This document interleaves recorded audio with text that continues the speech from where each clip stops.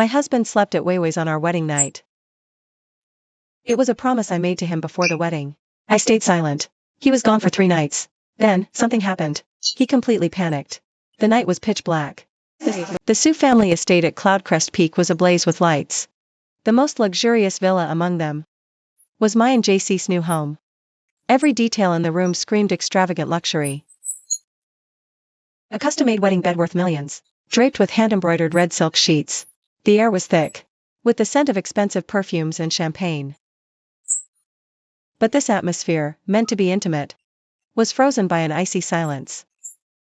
I sat on the edge of that massive wedding bed, wearing an exquisitely tailored red silk dress. My long hair cascaded down, my makeup flawless, my cold phoenix eyes staring blankly at the heavy darkness outside the window. The click of the bathroom door opening shattered the dead quiet. JC walked out, a towel wrapped around his waist, drying his damp hair. He didn't even glance at me, heading straight for the walk-in closet to rummage for his clothes. There wasn't a trace of newlywed joy on his face, only undisguised impatience and irritation. Soon, he changed into casual clothes, tossing the expensive custom-tailored suit carelessly onto the sofa, as if it were a rag, not a luxury item worth hundreds of thousands. Only after doing all that did he finally deign to look at me. His new wife, SQ. JC's tone carried the condescension of someone granting a favor. You know, today is our wedding night. But Vivi, she's not feeling well. He paused, seemingly gauging my reaction. She gets scared easily. Afraid of the dark, especially on a day like this. She's emotionally fragile. I promised her before we married that I'd spend tonight with her. He said it so righteously, as if sleeping at his mistress's place was some praiseworthy act. You're always so understanding. Be reasonable. He ended with that, more of a command than a request. The air grew suffocatingly silent again. JC frowned.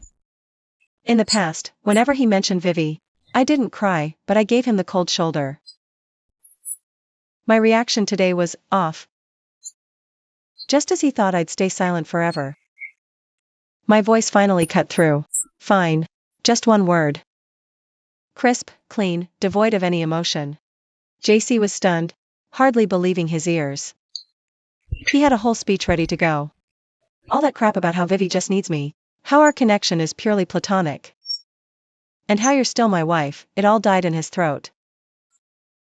I slowly turned my head. Those striking phoenix eyes finally met his gaze. My expression was utterly calm. Calm as a bottomless, frozen lake. It sent an inexplicable chill down JC's spine. Go. My lips barely moved, my voice still ice cold. Just don't die out there.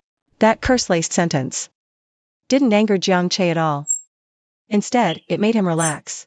What he feared most were my tears and accusations. That would have made him feel the sting of betrayal. But this sharp-tongued, bitter version of me? It just let him off the hook. Humph, playing hard to get. A mocking sneer curled at the corner of JC's mouth. SQ, drop the rich girl act. Let me make this clear, your games don't work on me. I love Vivi. Marrying you was just a business deal for the family.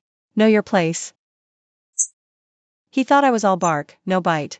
That this cold front was just a ploy for his attention. To make him stay.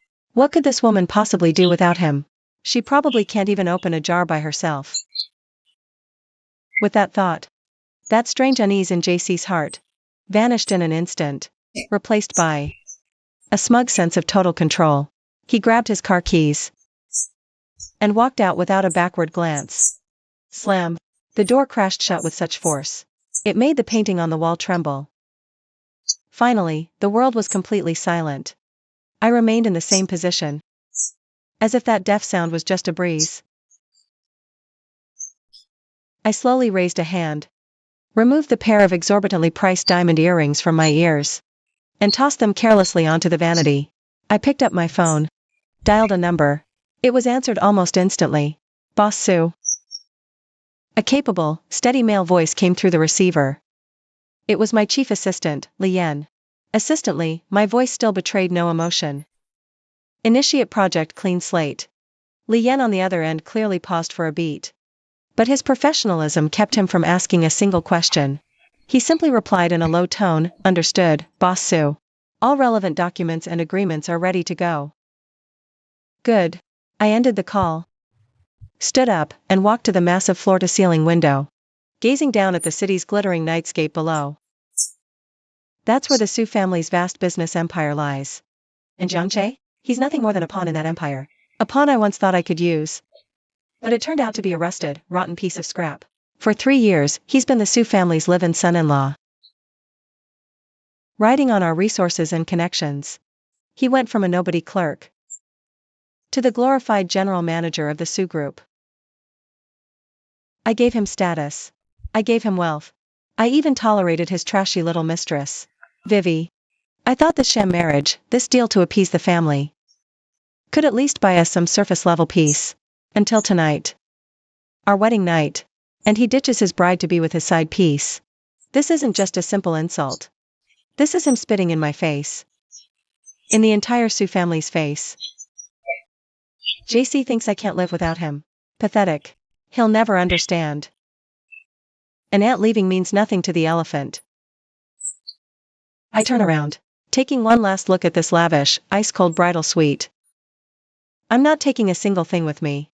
Just stripping off that garish red gown. And slipping into a sharp, black pantsuit. A queen doesn't need a wedding dress. She needs armor. Meanwhile, JC is speeding through the city. In that limited edition Porsche I gave him.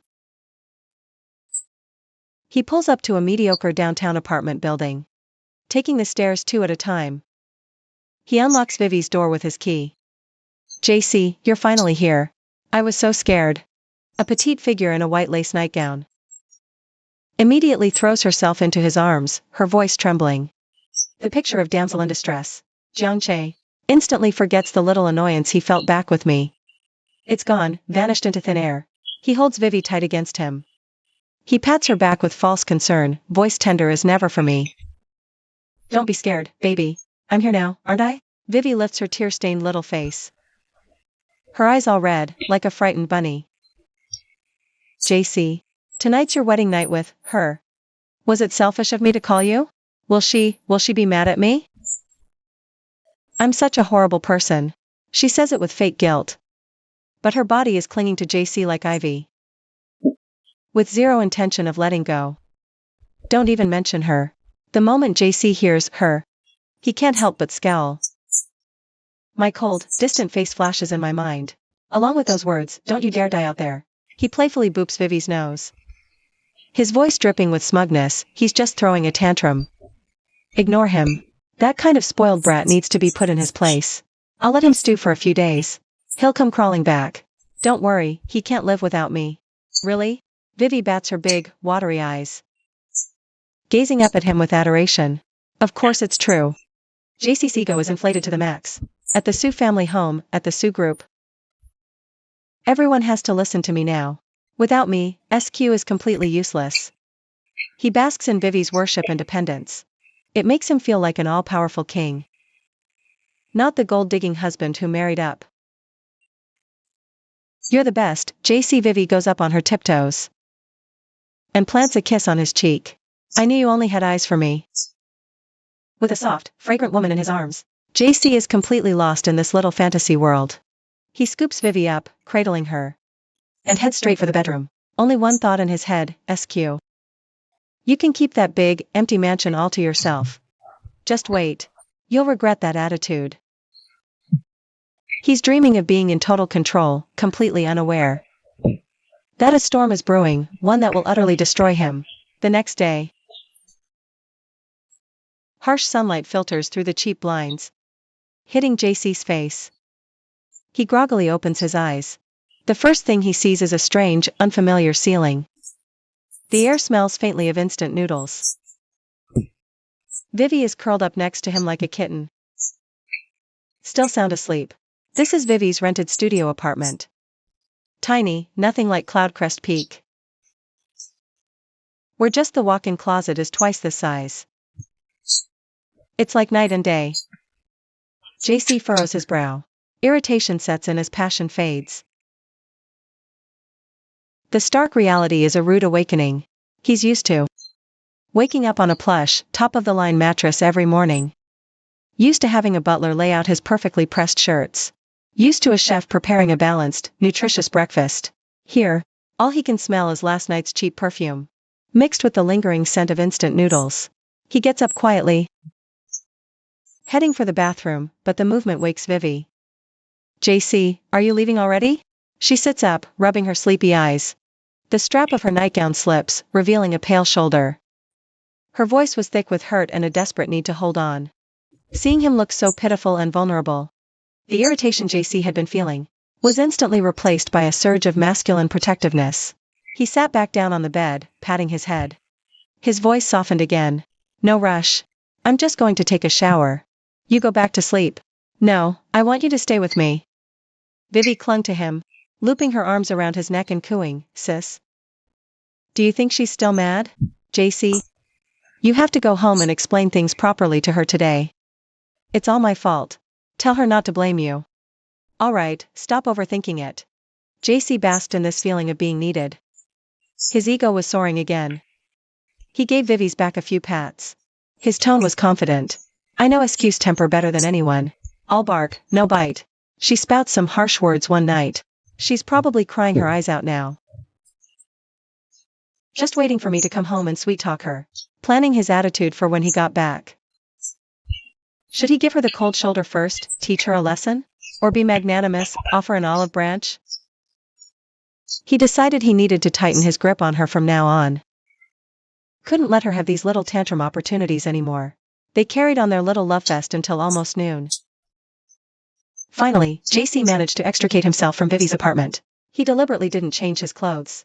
He still carried the cloying scent of Vivi's perfume on him, and a faint lipstick smudge on his shirt collar. He wanted her to see it, be jealous, understand. Other women were obsessed with him, too. This was how he'd finally break that haughty pride of hers. Driving that flashy Porsche. JC hummed a tune, feeling fantastic. He made his way back to Cloudcrest Peak. The car glided smoothly into the villa's garage. He parked and sauntered into the living room, whistling. But his wife, tear-stained and ready to confront him, was nowhere to be seen. The entire villa was empty, eerily quiet. No bustling butlers or maids. No familiar smell of breakfast. Not even a trace of another living soul. The living room curtains were drawn tight, the light dim. It felt cold, lifeless. SQ? JC called out. His voice echoed in the cavernous space. No answer. He frowned. What the hell is this? Did she run back to her family to tattle? That thought annoyed him. I'm perfect in every way. She's too dependent, runs home at trouble. Looks like she needs to be taught a lesson this time. To show her who's really in charge here. He irritably tugged at his tie. Tossed the car keys onto the coffee table with a sharp clatter. Something got hit by the keys. JC looked down and finally noticed. On that glossy, mirror-like black marble table, besides his just-tossed Porsche keys, 2 other items were lying quietly. A pure black card. And a folded note. He recognized that black card. It was the supplementary card I gave him. Unlimited spending. A symbol of his status as the Sioux family's son-in-law. His ticket into all the high-end clubs. His bragging rights with his friends. His heart dropped. A sense of foreboding washed over him. He walked over. Picked up the note and unfolded it. My handwriting was on it. Crisp and clean, just like me. Only one short line was written, leave with nothing. The house is yours. I'm gone. For a moment. JC's brain short-circuited. Leave with nothing? He stared at the line, reading it over and over. Then he couldn't help but laugh. Ha! Ha ha ha! The laughter sounded especially harsh in the silent living room. SQ, oh SQ. You really know how to play games, he muttered to himself. His face full of mockery and disdain. Leave with nothing? What right do you have to say those words? Everything you have was given by the Sioux family. Without them. Without me, you couldn't even open a bottle of water, SQ. In his eyes, this was the funniest joke of the year. This villa is the Sue family's. This black card is the Sue family's. Everything JC has now. He got by being the Sue family's son-in-law. What do I, myself, really own, besides an empty CEO title? What is truly mine? She's just throwing a tantrum. Pulling a runaway stunt. Using this childish method to threaten him, force him to give in. The house is yours. As if you bought it. JC scoffed in contempt. Crumpled the note into a ball and tossed it into the trash. 2 days, you'll beg me to take you back. He knows me too well. A spoiled little princess who's never lifted a finger. Practically zero life skills. When we fought before, she'd storm off and be back in less than half a day, because she couldn't figure out how to order food on her phone. Coming home hungry with her tail between her legs. He's just playing the game even harder this time, that's all. He sprawled lazily across the expensive leather sofa, crossing his legs, and even had the mood to admire the $1 million Patek Philippe on his wrist. I gave him this watch too. Deciding not to call me first. He needs to let me stew. Let me feel the anxiety, the fear. Wait until I can't take it anymore. And call him myself to beg for forgiveness. Then he'll magnanimously come to pick me up. We'll see if I dare act so high and mighty then. The feeling of being in complete control put JC in an excellent mood. He had absolutely no idea that what he tossed in the trash wasn't just a regular note, but an already effective verdict that would kick him out for good. He also failed to notice the inconspicuous black sedan, parked at the villa's entrance, where my assistant, Lian, was watching everything inside the villa. Through binoculars, her face expressionless. Lian picked up her phone and dialed my number. Boss Sue, he's back. And he's already seen what you left. My cool voice came through the other end of the line, betraying no emotion. His reaction was exactly as you predicted. He thinks it's a joke, Lian reported truthfully. He threw your note in the trash. There was a brief silence on the other end. Understood. My voice remained calm. Proceed as planned. Cut off all his supplies, effective now. Also, notify the legal department. Prepare villa repossession papers. Effective in 3 days. Yes, Boss Sue. The call ended. Lian looked towards the villa. A flicker of pity in her eyes. This Mr. Jiang probably wouldn't understand until his dying day. The caged canary was actually a soaring eagle. And he himself? Nothing more than a self-important insect beneath its talons. The storm has only just begun. And JC, at the very center of it, remained completely oblivious. He lounged in a victor's pose, half reclined on the priceless Italian handmade sofa, his feet comfortably propped on the coffee table, admiring every corner of the luxurious villa. He was pleased. This won't be our home soon. It would become his personal palace. That note I left? In his eyes, it wasn't a letter of severance. It was a deed of transfer. Legally, it's just a piece of paper. But symbolically, it's a total surrender. That ice queen of a woman is finally bowing down to me. Without me, she'd starve.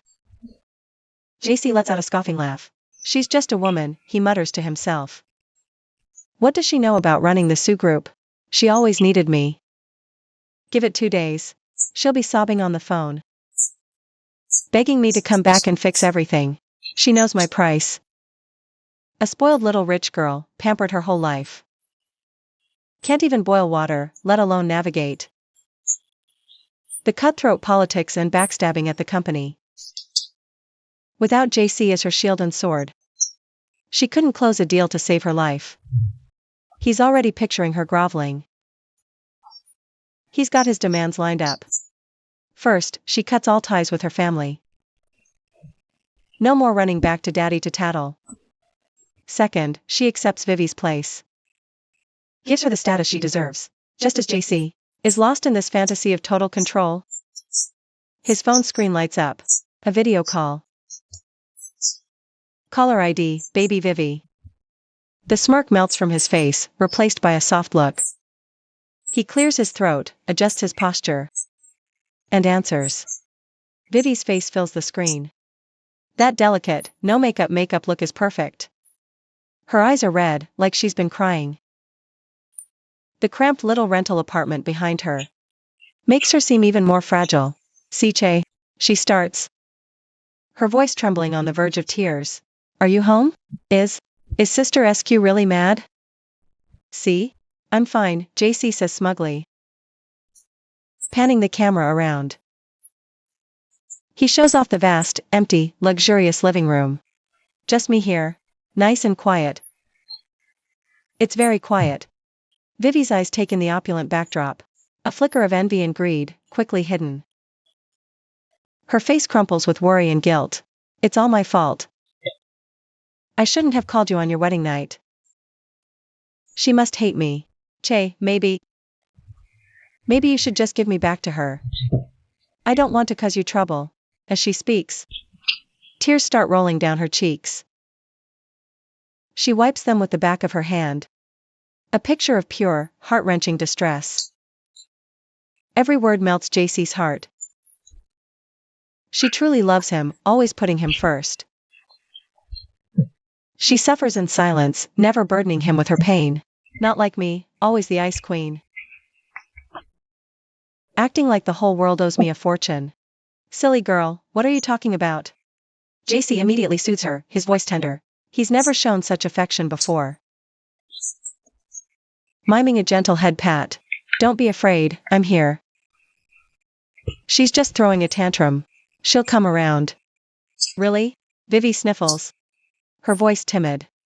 But I heard SQ has a terrible temper. What if she does something to you? She wouldn't dare. JC's voice rises with involuntary confidence. Blindly arrogant, he assures her. Don't worry, Vivi. She can't live without me. Right now, everyone in the Sue family, everyone at the company, they all answer to me. Without me, that SQ is nothing. I'll let her stew for a couple days. And she'll come crawling back to me. His words. Half for Vivi's ears. Half to convince himself. A desperate attempt to prop up his fragile ego. You're amazing, JC.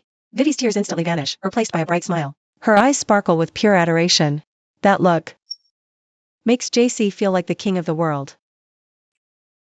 So, when will you come see me again? Vivi coos, pouting. I get so scared here all alone. Once I get that woman under control, I'll bring you here to live with me. JC blurts out without thinking. He gestures towards a massive window off camera. See? This whole mansion will be our home. It never crosses his mind whose name is on the deed. In his mind, since he married her, everything the Sue family owns is his by extension. This house?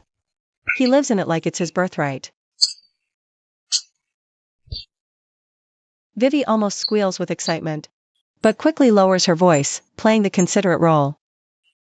But, we shouldn't make things too hard for your wife. Enough. Don't worry about her. JC waves a dismissive hand, annoyed. I know what I'm doing.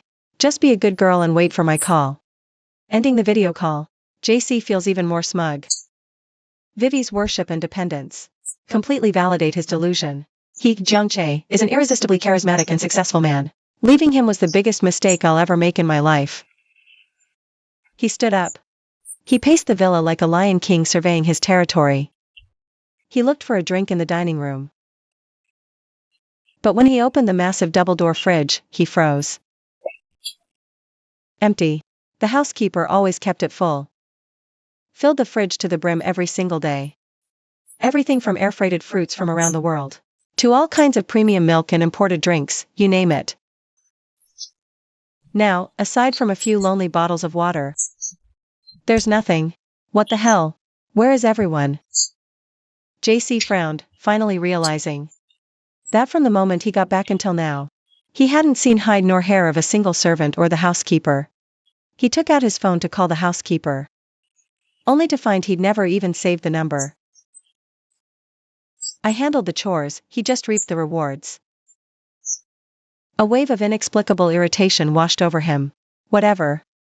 It must be that woman, SQ, giving them time off. Trying to put me in my place with this little stunt. He quickly found a reasonable explanation for the abnormality. His stomach growled with hunger. He thought about ordering takeout, but after flipping through his phone for ages, staring at all those flashy interfaces and complicated coupon rules, his head started to throb. In the past, if he wanted something to eat, he'd just tell me, or order the housekeeper directly. Within half an hour, a 5-star chef delivered meals to the house. What a hassle, he cursed, closing the app. He grabbed a bottle of water from the fridge and downed it. Whatever. Skipping one meal won't kill me. He has to maintain his composure. He absolutely cannot show weakness to me right now. He doubts I'll last.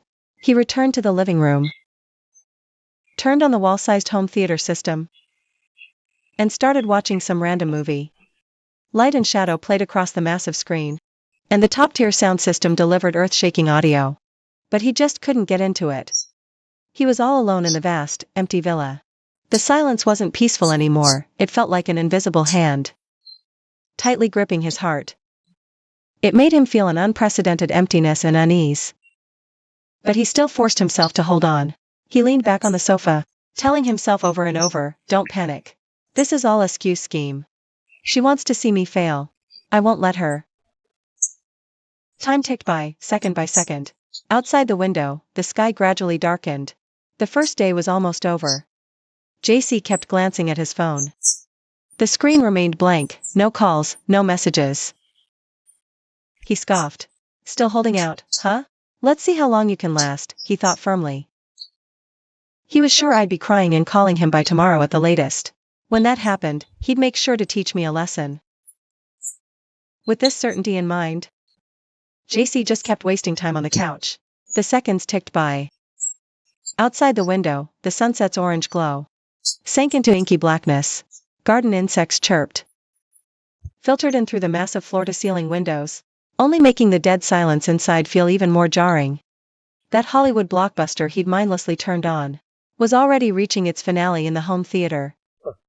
Explosions, car chases, the hero saving the day. The top-tier sound system made his eardrums buzz. But he hadn't absorbed a single frame. All he could think about was that cold, expressionless face. What the hell am I doing? A whole day. A full damn day. Not one call. Not a single text. This isn't like me at all. In the past, no matter how mad I got, I never lasted half a day. His stomach chose that moment to let out 2 loud, traitorous growls, as if protesting his neglect all day. JC irritably shut off the movie. The living room plunged into dark silence. He fumbled to turn on his phone's flashlight. The beam cut through the empty living room, illuminating a scene of cold, sterile luxury. His mouth felt parched. His throat was burning. "Wife, get me some water," slipped out automatically. It was a habit carved into his bones over the last 3 years. No matter where he was in the house, he just had to call for perfectly tempered water. Would be placed in his hand. Sometimes it was me. More often, it was one of the house staff. But today, the only reply was his own echo. The words hung in the empty space. A faint echo followed. "Water, water. Water." JC froze. He stood there in the darkness, feeling like a complete idiot. A wave of unprecedented emptiness, mixed with shame and frustration, suddenly gripped his heart. Only then did it truly hit him. He was the only one left in this house. He muttered a low curse, as if the sound alone. He groped to the dining room, dispelling the quiet.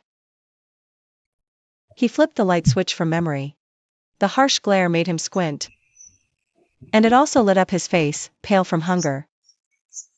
He yanked open the massive double-door fridge again. Still empty. Nothing but a few lonely bottles of water. They seemed to mock his pathetic state. He twisted one open, took several savage gulps. The icy liquid slid down his throat. It didn't quench his thirst. Instead, the cold and emptiness wrenched his stomach. Hunger hit him in waves. One after another, relentless. He was so hungry he saw stars. He started tearing through the kitchen cabinets like a madman. Inside, only brand new, gleaming, ridiculously expensive cookware. Not a single instant noodle or cookie. The pantry? Just cases of pricey red wine and champagne. This damn house was full of luxury, but nothing to actually fill a man's stomach. Damn it, SQ. You did this on purpose. JC kicked the cabinet in a rage. Bang. The sound echoed through the silent house. He pulled out his phone again, opened the food delivery app. But staring at the endless list of restaurants, the complicated ordering steps, his head throbbed. He'd never ordered takeout himself. He'd always just told the butler what he wanted. He didn't know the villa's address. Would the delivery fee be astronomical? Frustration, hunger. Gnawed at his patience like a swarm of ants. He gave up on the app. Fell back heavily onto the living room sofa. No. He couldn't just wait around like this. He couldn't sit here passively, waiting for her to beg for mercy. He had to make a move. Take control of the situation. He had to call her. Once the thought surfaced, he couldn't push it down. He found the perfect excuse for himself. This wasn't surrender. This was him, as a husband, offering her one last chance to save face. If she knew what was good for her, she'd come crawling back. If not, he took a deep breath. Scrolled through his contacts, found SQ's name. Staring at those letters, he actually hesitated. He even started rehearsing the conversation in his head. Start with a furious demand, what is she playing at? Or be magnanimous, tell her to stop and come home. He decided on the latter. Right. He'd be the bigger man. Like a mature adult, tolerating his wife's little tantrum. He cleared his throat. Hit the call button. Lifted the phone to his ear. Be more generous with him. Be tolerant of your wife's unreasonable demands like a mature man. He cleared his throat and pressed the dial button. He held the phone to his ear. The dial tone droned in his ear. His heartbeat involuntarily synced with the rhythm. Picking up pace, 1 beat, 2, 3. He thought I'd let it ring, but I answered reluctantly. The sound from the receiver suddenly changed.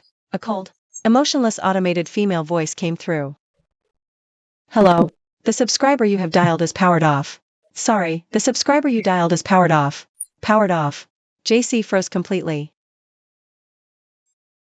As if struck by an invisible bolt of lightning, he lowered the phone, staring in disbelief at the screen. Full bars. The number was right.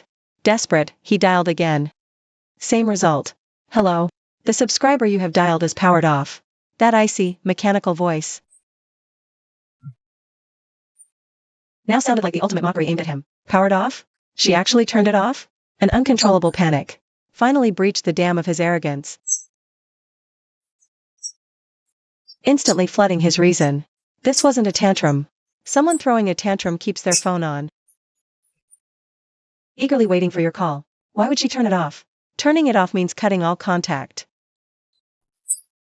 Could that note she left be real? No. Impossible. JC shot up from the couch, pacing anxiously in the living room. Absolutely impossible. She can't do anything without me. Must be at her parents'. Yes. She must have run crying to the old Sioux family mansion. He latched onto this last shred of hope, desperately searching for reasons. He knew those old fossils in the Sioux family all too well. What they care about most is the family's reputation. The marriage alliance was their idea. They'd never let her cause a scene at a time like this. It must be old man Sioux who made her turn the phone off. Trying to pressure me with this tactic. Force me to go crawling to the Sioux house to fetch her. JC's eyes lit up. He was impressed with his own brilliant deduction. He felt he'd seen right through the Sioux family's little game. Huh, wanting me to beg you? Dream on. He sneered at the empty air. I won't go. Let's see how long you can hold out. The Sioux group has a crucial board meeting tomorrow. Let's see if SQ shows up or not. He was certain that when it came to the company's interests, she and the Sioux family backing her would have to compromise. Then the upper hand would be right back in his grasp. Thinking this, that sprouting panic in his heart was forcefully shoved back down. He slumped onto the couch again. Hungry and tired, he stopped wasting time. He'd sleep. Tomorrow, he'd go to the office. Go upstairs and sleep. Tomorrow go to the office. The truth will come out. He drags himself upstairs. Inside, the massive marital bed is still covered in that glaringly red wedding quilt. but the other half is empty, cold as ice. The air still seems to carry a faint, lingering trace of her cool, elegant perfume. Subtle but everywhere. First time in 3 years. JC is sleeping alone in this bed. The emptiness of the second night is a vast, inescapable net, trapping him completely. He tosses and turns in bed, unable to sleep a wink. His mind keeps replaying that icy automated message. Number switched off. Dread sets in. Starts festering deep inside him. He spends a sleepless night. JC lying there with eyes wide open, watching dawn break. Hunger, emptiness, and that cold switched-off message pressed down on him like 3 crushing mountains, suffocating him. He's never felt this insanely luxurious villa so cold and alien. Like a giant, gilded cage. The moment it's light, he can't stay in bed. He gets up. A hangover-like headache and an empty stomach, making him dizzy. He stumbles into the bathroom, staring at the hollow-eyed, unshaven, haggard man in the mirror. He can barely believe it's him. It's only been 2 days. How did the confident, high-flying GM of the Sioux Group turn into this wreck? No. This ends now. He needs to reclaim control. And his biggest source of control is the Sioux Group. That's the foundation of his power. That's his stage. She can run away. She can turn her phone off. But she can't just abandon the company, can she? He must show up at the office today. All the gossip and wild speculation will vanish. He'll make sure everyone knows. JC is still the undisputed boss of the Sioux Group. SQ is just a woman throwing a tantrum. She'll come crawling back to him eventually. This thought revives him. He takes a shower, picks out his most powerful, status-screaming Armani bespoke suit from the walk-in, ties his tie with meticulous care, and forces a confident smile for the mirror. Perfect. The master strategist, Director Jiang, is back. He heads out, stomach empty, not even stopping for water. He grabbed his car keys and stormed out of the villa. He was determined to get to the company as fast as possible, to use action to shatter all my childish little games. The Porsche's engine roared to life on the mountain road in the early morning. JC floored the accelerator, rushed to Sioux Group. The whole way, he kept running through today's plans in his head. Called emergency meeting. Reiterate the recent priorities. And put the fear of God into anyone who might be getting ideas. Then, he'd plow through the 2 days' worth of backlogged paperwork. A show of his efficiency and irreplaceability. He was convinced that as long as he acted normal at the office, I wouldn't be able to hold out for long. The pressure from the business would force me to show my face. At exactly 9 a.m., JC's Porsche pulled into his reserved spot at the Sioux Group building. He straightened his tie, puffed out his chest, and strode into the opulent, gold-plated lobby. "Good morning, Mr. Jiang." The receptionist stood up, greeting him with practiced deference. "Morning."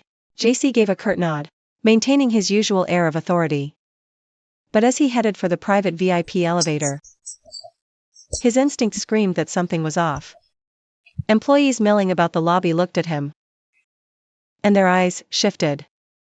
It wasn't the pure fear and ass-kissing he was used to. There was evasion, pity, even a hint of schadenfreude, like they were waiting for the show. They whispered to each other, voices hushed. But their glances were like needles, pricking at him. JC's brow furrowed involuntarily. What the hell is going on? Has word already gotten out about our blow-up on the wedding night? Impossible. That kind of family scandal. The Sioux family would lock it down tight. They'd never let it become watercooler gossip. Annoyance simmered inside him, but he kept walking. He'd use his own composure to show these gossiping employees that JC's position was rock solid. The elevator dinged, reaching the top floor where the CEO's office was. The doors opened, and he almost collided with several Department heads heading to the break room. Normally, these guys would trip over themselves to bow, scrape, and kiss his ass. But today, when they saw JC, their faces instantly twisted into masks of pure awkwardness. They all froze in place, like statues. No one dared speak first. Good morning, Mr. Jiang. Director Wang from marketing stammered out a greeting, his eyes darting around, refusing to meet Jiang's gaze. Jiang Che responded with an icy grunt. His gaze swept over them like a scalpel. The executive squirmed under his stare, forcing out awkward chuckles. They practically fled, scurrying away. Muffled, heated whispers trailed after them. What the hell is going on? JC's temper flared instantly. These spineless old foxes. They must have heard something. Think I'm on the way out. That's why they're giving me attitude. His face darkened. He stormed towards his office. He'd show them who's really in charge here. His executive secretary, a recent grad named Xiaoya, went pale as a ghost when she saw him. She nearly dropped her files. What are you standing there for? Bring me all the backlogged paperwork from the last 2 days. And notify all department heads. Meeting in the conference room in 10 minutes. JC commanded, his tone leaving no room for argument. Oh, why yes, Mr. Jiang, Xiaoya stammered in a panic, her eyes filled with pure dread and hesitation. JC ignored her. He pushed open the heavy, solid wood door to his office. It was exactly as he left it, spacious, bright. The massive mahogany desk, a symbol of power, sat dead center. He sank heavily into the plush leather chair. A familiar sense of control finally returned, just a little. It soothed his irritation, if only slightly. Soon, Xiaoya crept in, clutching a thin stack of files. She was trembling. JC glanced at the stack and frowned. That's it? I said all the backlog. Did I stutter? And Mr. Jiang? Xiaoya's voice shook. She placed the files gently on the desk and took 2 steps back, as if afraid to get too close. The rest have already been handled. Handled? JC was taken aback. By who? By Boss Sue. SQ again. The fire in JC's gut roared back to life. Perfect. He disappears, but he's still pulling strings behind my back? What's his game? Trying to sideline me? He snatched the top file from the stack. Jiang Che's anger flared up once more. He's gone, but still meddling in company affairs from behind the scenes. What is he trying to do? Undermine me? He picked up the topmost file. It's a letter of intent for the Westside real estate project. Hundreds of millions deal. His major project. He flips to the signature page at the end. Picks up the Parker pen on his desk. And is about to sign his name. Just as the pen tip is about to touch the paper, a trembling hand suddenly reaches out. Pressing his hand. Boss Jiang, no, you can't. JC snaps his head up, glaring at his secretary with a look that could kill. What the hell are you doing? Trying to stage a coup? Xiaoya flinches, terrified. Tears welling up, yet her hand remains in place. She just shakes her head frantically, voice choked with sobs. Boss, this document, we can't let you sign it. What did you just say? JC's voice suddenly sharpens. He violently shakes off Xiaoya's hand and shoots up from his chair. Leaning over the desk, hands planted, he glares at her. Say that again. I am the CEO of the Su Group. Why the hell can't I sign this? His oppressive aura makes it hard for Xiaoya to breathe. Xiaoya's face is completely drained of color. Her lips tremble before she finally manages a full sentence. This document needs Boss Su's personal signature. Bullshit. JC explodes. He slams his palm down on the desk with a thunderous bang. The water glass on the desk rattles. Contracts of this level have always been under my full authority. Since when does SQ get to call the shots? Huh? I am the CEO. Do you understand that? His roar echoes through the entire office. Employees outside the door freeze in fear. Xiaoya shrinks back, shoulders hunched. The tears finally spill over. Too scared to speak up, she can only whisper. A desperate, hushed murmur, yet crystal clear. But, Boss Su. Yesterday, a company-wide memo was issued. The words are soft, but in the dead silence of the office, they hit like a thunderclap, exploding right beside JC's ear. Memo? What memo? Memo? JC's movements freeze. The rage on his face instantly hardens into a mask of shock and dawning panic.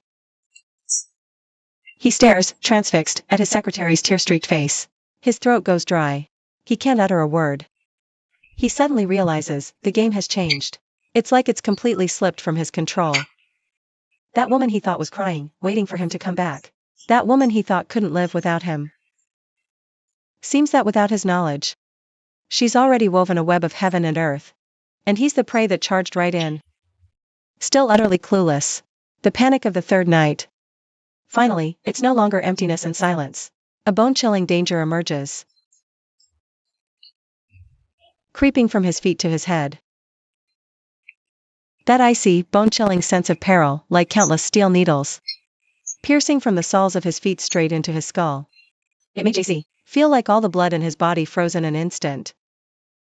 He stared dead at his secretary. Xiaoya's tear-stained, delicate flower face.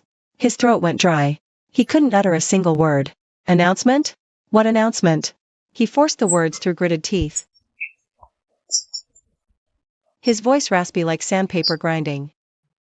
His brain was spinning furiously, trying to make sense of this absurd scene before him.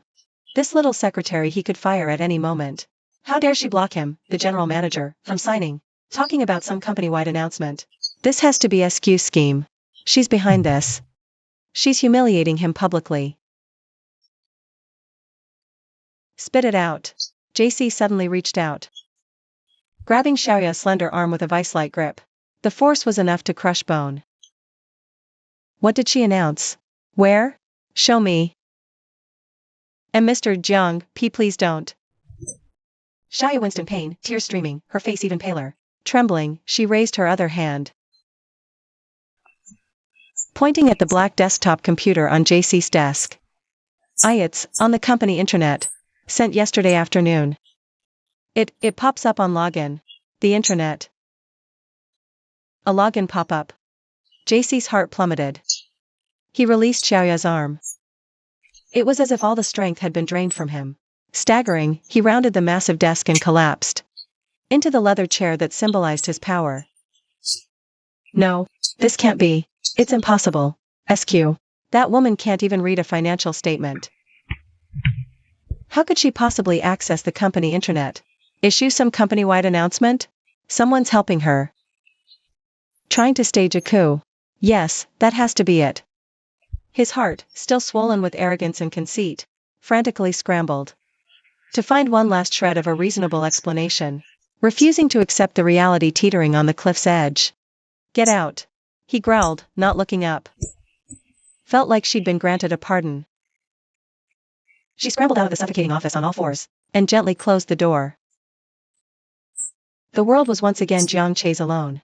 He sat there motionless, a statue carved from stone. His heart pounded frantically. Each beat sounded like a funeral bell tolling for him. He stared at the black computer screen. That cold LCD panel now seemed to him like a monstrous abyss waiting to devour its prey. After a few seconds of dead silence, a furious rage at being played overwhelmed his fear. Let's see what little trick you think you're playing. Jiang Che gritted his teeth and slammed his hand down, hitting the power button with force. The tower emitted a soft hum. The familiar startup chime played, and in that moment, time seemed to stretch into infinity. He watched the progress bar crawl across the screen. His palms slick with cold sweat, he clung to belief. This was just some pathetic prank by Su Qing. Once he exposed this lie, he'd make her pay. He'd make her kneel and beg for mercy at his feet.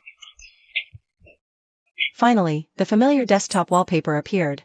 But before he could even sigh in relief, a glaring red dialog box instantly dominated the center of the entire screen. Like a verdict from hell, the box's title. In bold, black Simpson font, read in large characters. The Sioux Group, highest level emergency announcement. Jiang Che's pupils contracted violently. His gaze was glued to those lines of text, as if he could burn a hole through the screen with his stare. He read word by word, each one searing his nerves like a red-hot brand. Announcement, termination of Mr. Jiang Che's positions. Per Board and CEO Ms. Su Qing's resolution. Sioux Group severs all employment ties with Mr. Jiang Che. Relieved as general manager and all other posts. All associated authority is terminated immediately. 2. Ms. Su Qing personally announces that, effective immediately, she formally dissolves her marital relationship with Mr. Jiang Che. Relevant legal proceedings are underway. He is no longer the group's general manager or holds any other position. All his authority is terminated immediately. Ms. Su Qing personally announces that, effective today, she formally dissolves her marital relationship with Mr. Jiang Che. Relevant legal procedures. Handled by our legal department. Thirdly, the Sioux Group and Ms. SQ personally will immediately withdraw all previous, providing Jiang Clan Industries with investment and tech support. We reserve the right to pursue their liability for breach of contract. Sioux Group's operations and decisions are now under me. Will be fully taken over by the acting CEO, Ms. SQ. This is hereby announced. The Office of the President, the Sioux Group. Stamped with the official group seal and Ms. SQ's personal seal. The announcement wasn't long, but every word hit like a sledgehammer. It smashed right into JC's head. Buzzing, his mind went completely blank. The whole world started spinning. All the sounds around him faded away. Only a sharp, piercing ringing remained in his ears. Dismissed from his position. Marriage dissolved. Withdrawing investments from the Jiang clan. SQ taking full control. What kind of nightmare is this? JC used every ounce of strength in his body to lift his trembling hand, trying to touch the screen. But he found his fingers were stiff, refusing to obey. He blinked desperately, hoping this was just a hallucination from not sleeping for 2 days. But no matter how many times he blinked, that announcement with its stark black text and glaring red seal. Clear, floating on screen.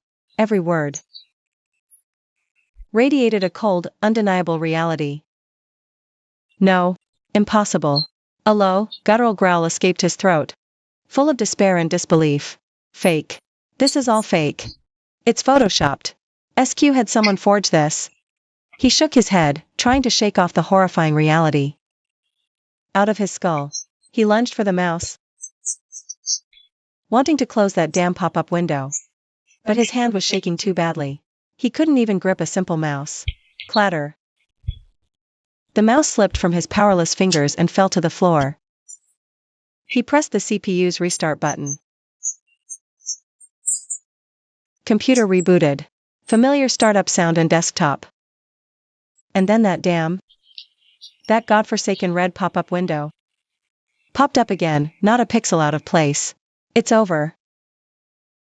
That last sliver of hope in JC's heart was utterly crushed to dust.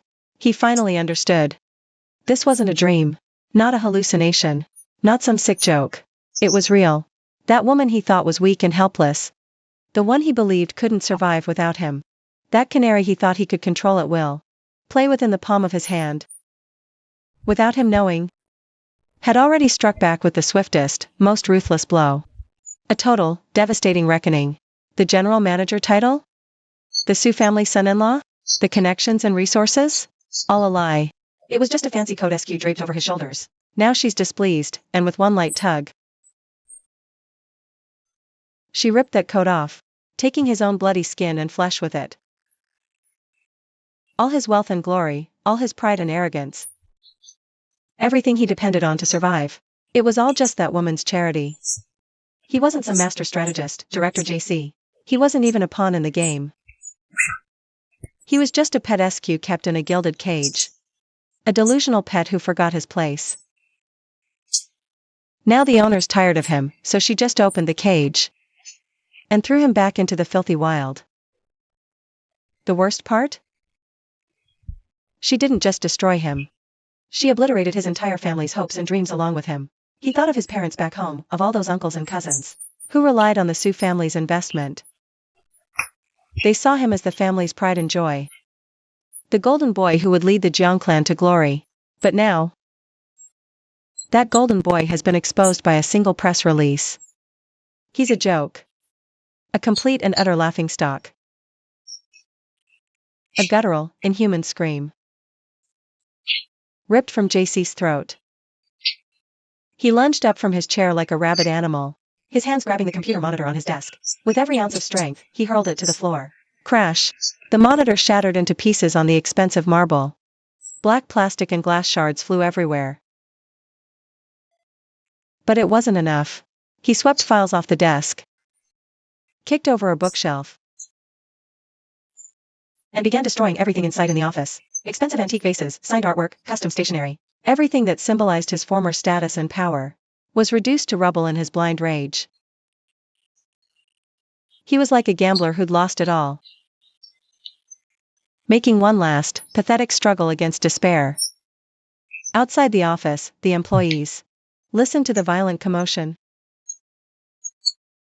Their faces pale with fear, but none daring to intervene. They just watched through the frosted glass as the man they once revered tore his own world apart. Finally, JC's energy was spent. He stood there, panting and drenched in sweat. Finally, Jiangche's strength was exhausted. He was panting heavily, drenched in sweat. That expensive Armani suit was now crumpled and creased, dusty, like a homeless man. He surveyed the wreckage he'd created with his own hands. Eyes vacant, then his legs buckled.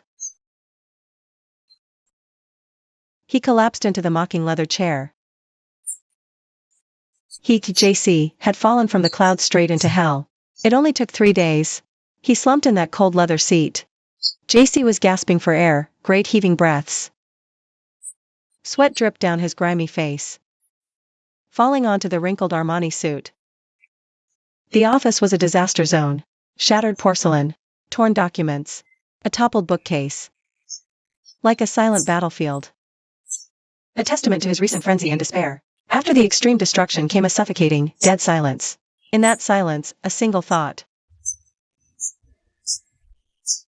Like a flash of lightning in an endless darkness, it struck his muddled brain with brutal force. Find her. He had to find SQ. He couldn't be finished like this. This had to be a misunderstanding, a bad dream. If he could just see her, talk to her face to face, everything could still be salvaged. He could apologize. He could get on his knees. He could do anything. He couldn't lose everything he had now. Absolutely not. Parents, relatives, all expecting glory. What would they think if they knew he'd been cast back down? He'd become the disgrace of the entire family. Like adrenaline, it jolted him instantly. Nearly hollowed out body. JC shot up from the chair. He moved so violently. His knee slammed into a piece of shattered monitor casing. It cut a gash, but he didn't feel a thing. His only thought now was to find that woman. He was like a trapped animal, desperate to break out of its cage.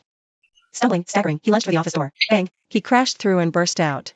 Outside, the entire floor of employees froze, as if someone hit pause. They all turned in unison, staring with a mix of horror, pity, and morbid curiosity. Those faces that once bowed and scraped, that flattered him. Now wary.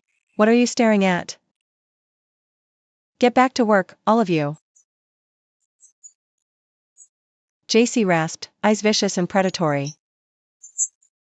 The crowd stirred, then looked away busy.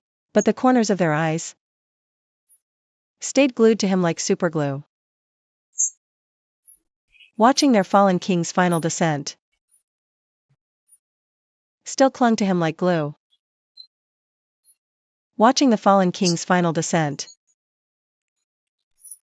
JC ignored the stares, not giving a damn. He charged toward the elevator, frantically jamming the down button. The door slid open, and he shoved his way inside. He ignored their shock. Where to now? The Su family estate. SQ must be hidden there by her family. This whole thing had to be the old man Su's doing. swallow his pride, apologize at the estate. Took SQ back home, everything would be fixed. Clutching that last, delusional shred of hope, JC burst out of the Sue Group building. He didn't even hear the security guards hesitant. "Mr. Jiang, your car?" He just yanked open the door of his Porsche and dove in. The engine roared with impatience. Tires screeched, tearing against the pavement. In the next second, the $1 million sports car shot forward like an arrow from a bow. Merging into the heavy traffic, he drove fast and furious, weaving and cutting lanes like a maniac. A chorus of angry shouts and blaring horns followed him. But he heard none of it. His world had narrowed down to the frantic pounding of his heart and one insane thought. Find SQ. Half an hour later, the Porsche screeched to a halt in front of the Sue estates, imposing wrought iron gates. This was the city's most exclusive enclave. A vast, heavily guarded, traditional Chinese compound. 2 men in black suits, stone-faced bodyguards, stood watch. JC jumped out, even forgetting to shut his door. He rushed at the gates like a madman. Grabbing the cold iron bars, he shook them violently. "Open up! Open the gates! I need to see SQ. Tell her to come out here!" he screamed, his voice raw. His expensive suit was covered in dust and sweat. His hair was a mess. He looked like a complete lunatic who'd lost his mind. The 2 bodyguards watched him with blank expressions, like he was some pathetic clown.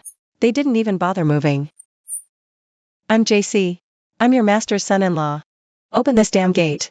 Seeing no reaction, JC grew more frantic, pounding on the iron, creating a deafening racket. His commotion finally drew attention from inside. Soon, an elderly man in a dark blue tang suit, his hair meticulously combed, approached with measured, unhurried steps. It was Butler Fu, the Sue family's old retainer. In the past, whenever JC visited, Butler Fu always smiled, calling him young master. He used to be all buddy-buddy with the old butler. Seeing Butler Fu, JC saw his lifeline. He clutched the iron gate, yelling desperately, "Butler Fu! Butler Fu, open the gate! Hurry! Where's SQ? Is she inside?" "Let me explain. It's a huge misunderstanding." Butler Fu stopped 3 paces from the gate.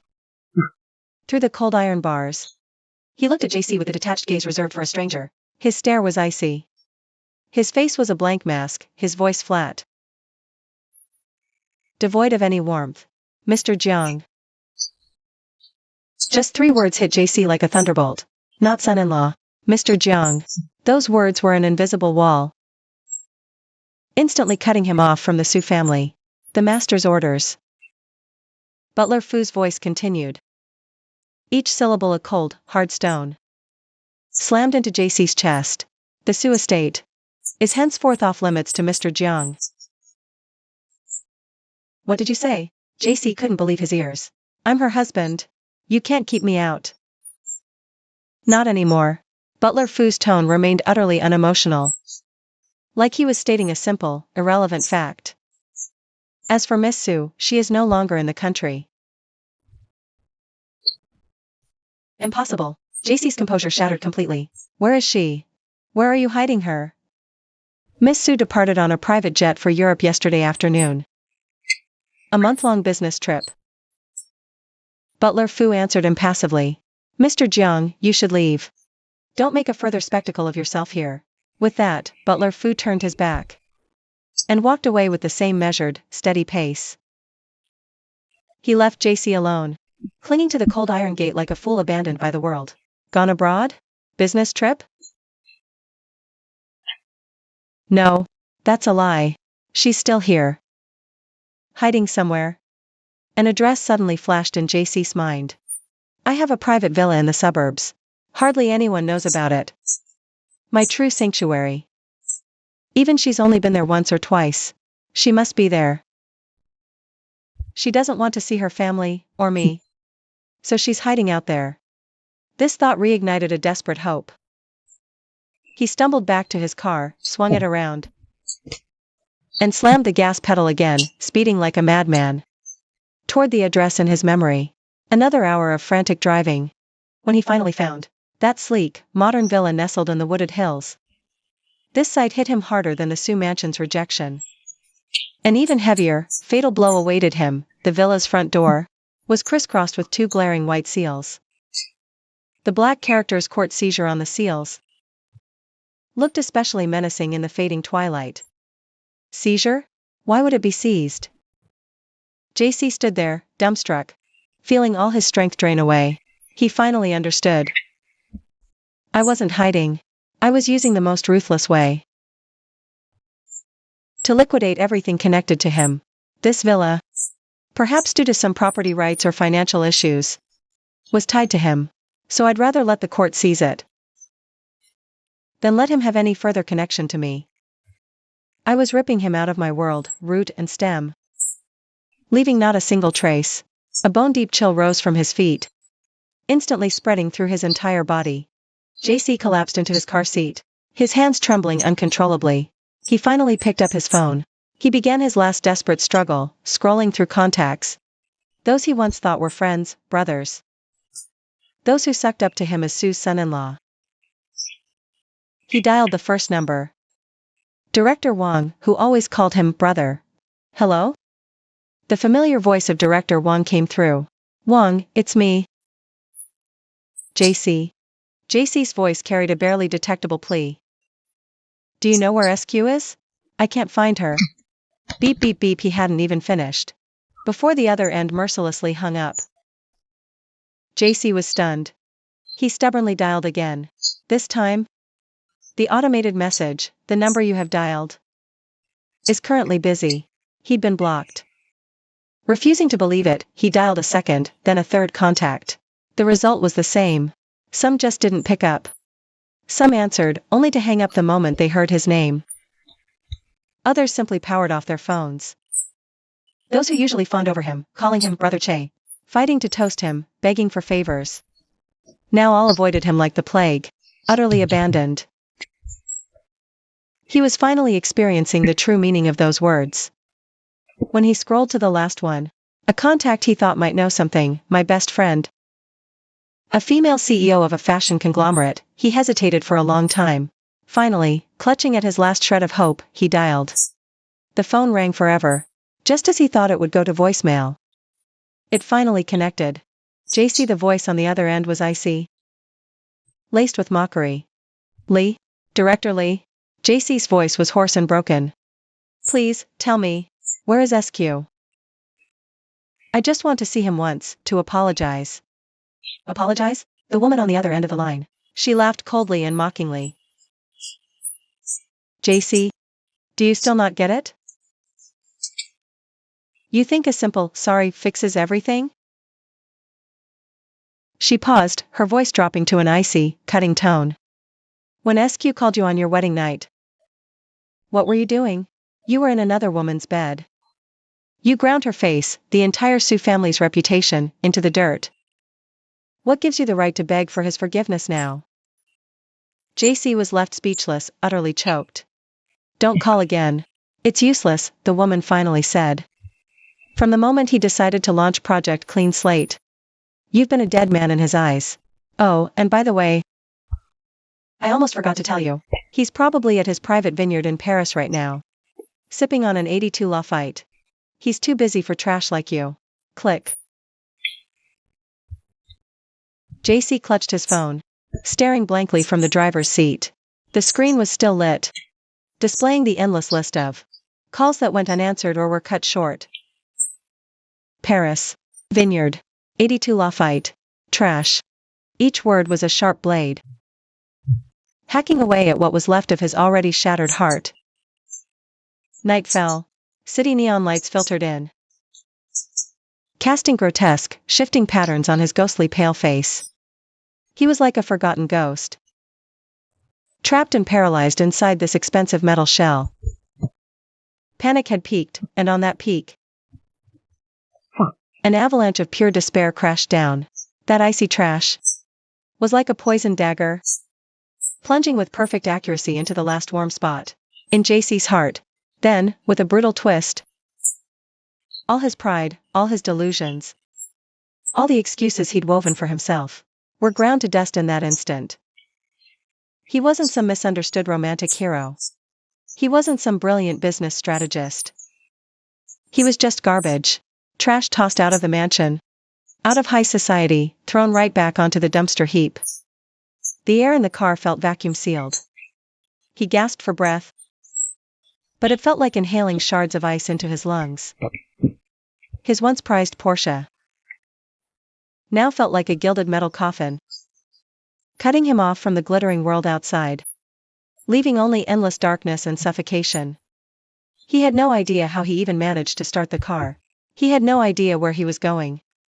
His limbs had gone numb, as if they no longer belonged to him.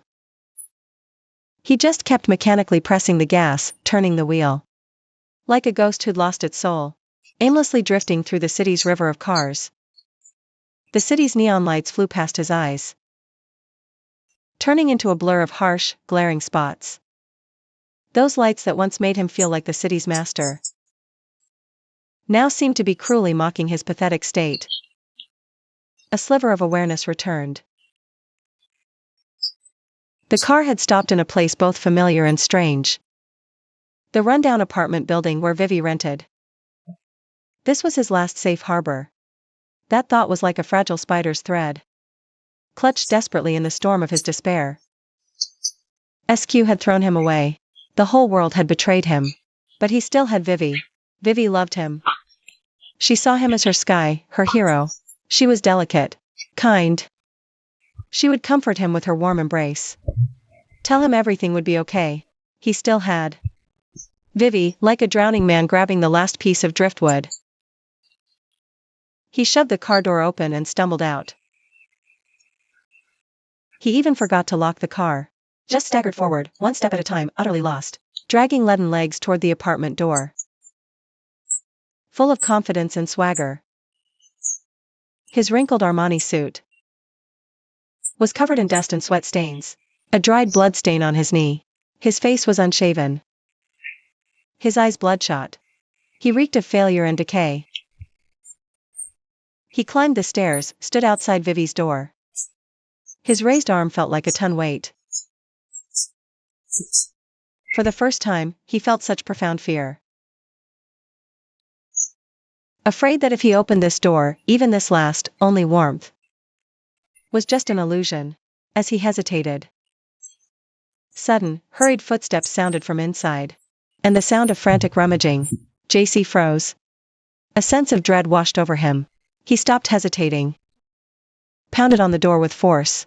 Vivi, it's me. Open up? His voice was hoarse and desperate.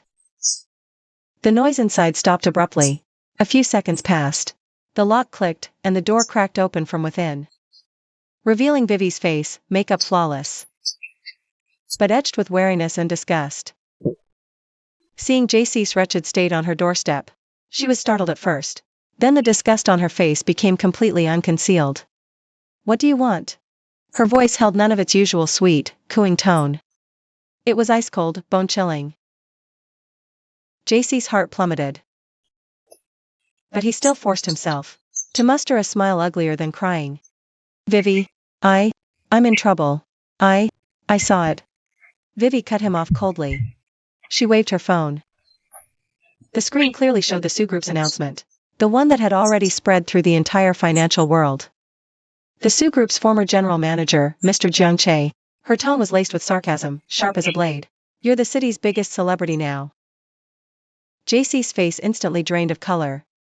He hadn't expected the news to spread so fast. And he certainly hadn't expected this reaction from Vivi.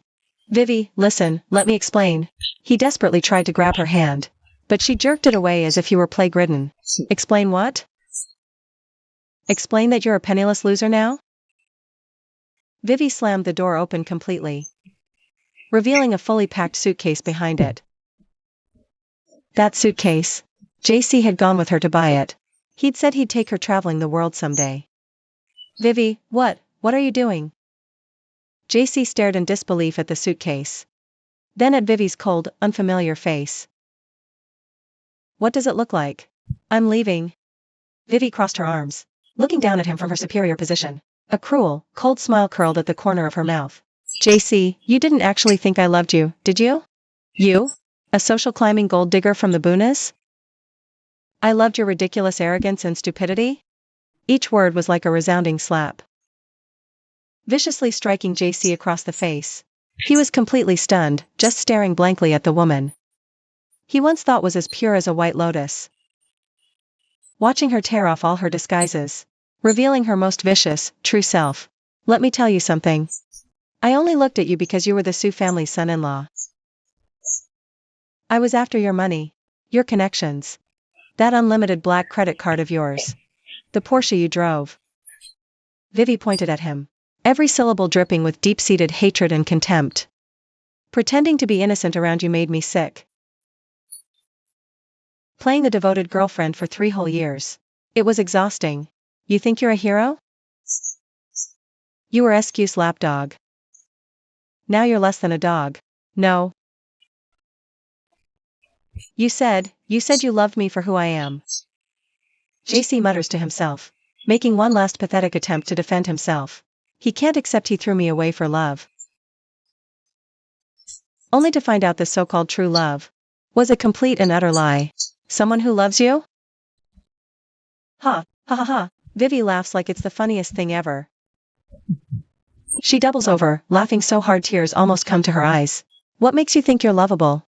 Your delusional confidence? Or your empty pockets that are about to be flat broke?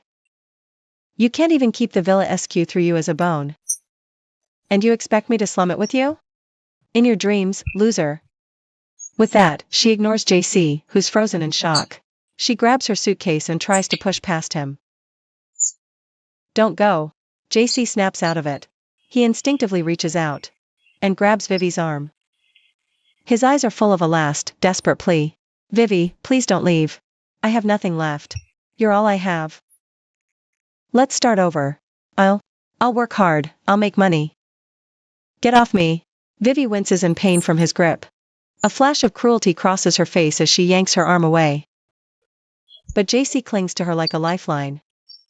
He won't let go. Let go, damn it. Vivi snarls. Her eyes dart to a bucket of water by the bathroom door. It was meant for mopping. A vicious idea takes hold. She summons all her strength and shoves JC back hard. She grabs the half-full bucket of dirty water. Without a second thought, she hurls it right over JC's head. A splash of ice-cold, filthy water, laced with dust and grime, drenches JC from head to toe. The freezing liquid soaks his hair, his face. It runs down his neck, saturating his expensive suit, and completely douses the last flicker of hope in his heart. He stands there, dripping wet. Water trails down his pathetic face. Is it dirty water or his tears of despair? He looks like a ridiculous clown. A joke the world abandoned. Broke ass. Who are you? Vivi slams the plastic bucket to the floor. She points a finger right in his face and screams with all her might. I only put up with you for the money. Now that you're broke, get the hell out. Get out and stay out. Don't you dare show your face again. She grabs her suitcase and leaves. She walked right past him without so much as a glance. Her stilettos clicked sharply against the floor. Each click felt like it was stomping on JC's shattered heart. At the stairwell, she seemed to remember something. She turned back to JC, who was still frozen in place. A look of utter contempt spread across her face. Oh, right. Thank you, JC, for showing me exactly what a pathetic loser you are. And thank you, SQ, for letting me cut my losses in time. You're not even fit to lick his boots. Bang! The building's main door slammed shut downstairs. Finally, the world fell into complete silence. JC stood desolate in the middle of the puddle. The air reeked of filthy, stagnant water. And the stench of a total failure, him. What was once true love had become a weapon for mutual destruction. The villain's alliance crumbled the moment he had nothing left. It collapsed instantly. He slowly lowered his head. Staring at his own drenched, pitiful reflection, his mouth twisted. A strange, choke sound escaped him, half sob, half laugh. He had lost. Utterly, completely, and devastatingly. That weird, guttural noise echoed through the grimy, empty hallway. like the death rattle of a wounded animal. The sound grated on his own ears. And it ignited the last ember in his heart. Furious, humiliated, he snapped his head up. His bloodshot eyes locked onto the stairwell. Onto that figure that was almost out of sight. Vivi, that woman. The one who played him for a fool for 3 years, drained him dry. Who abandoned him at his lowest point. And with that bucket of filthy water, grinded his last shred of dignity into the mud. He could be discarded by SQ. That was his own damn fault. He could be betrayed by the whole world. Those people were just fair-weather friends anyway. But he would not be trampled like this by a gold-digging whore. A woman he fed and raised with his own money and resources. You're not going anywhere. A bestial roar erupted from the depths of JC's throat. His numb body was suddenly fueled by a destructive, burning fury. Like a raging bull, he charged forward. Filthy water splashed everywhere under his feet. Vivi had just dragged her suitcase to the stair landing. When she heard the terrifying roar behind her, her soul nearly left her body. She looked back. JC's face was a twisted mask of rage, eyes blood red. Like a demon clawing its way out of hell. He's charging at me like a madman. Ah! He shrieked. He dropped the case, grabbed his skirt, and fled downstairs. But it was too late. JC caught up in a few strides. He grabbed her hair and yanked it back hard. You filthy whore. Trying to run? I'll take us both down today. JC's voice was hoarse and twisted, filled with insane hatred. Let go of me, you psycho. Vivi's scalp screamed in pain as she shrieked. She turned and swiped at JC's face with her blood-red nails. Ripping and tearing. Deep, long gashes appeared instantly, all over JC's face. The searing pain didn't sober him up. It unleashed his inner beast. With a furious roar, he released her hair and slapped her. A backhanded blow landed hard on Vivi's face. The sharp crack of the slap echoed in the narrow stairwell. Deafeningly loud. Vivi staggered from the hit. She slammed into the grimy wall. One side of her face swelled up instantly, red and angry. She was dazed, ears ringing. Blood trickled from her mouth. You dare hit me? She stared at JC, disbelief warping her pretty face. Twisted with rage and pain, it looked monstrous. You bet I'm hitting you, you bitch. JC had completely lost it. He lunged forward, grabbing Vivi by the collar. I groveled like a dog for SQ. Every penny I earned went to you. For your bags. Your jewelry. And now you call me a broke loser? Where do you think that money came from? I earned it. You were the one begging for it. Vivi snapped too. She fought back like a wildcat, kicking and clawing at him with everything she had. Who are you? Without the Sioux family, you're less than a dog. You're a pathetic, worthless coward. Shut your mouth.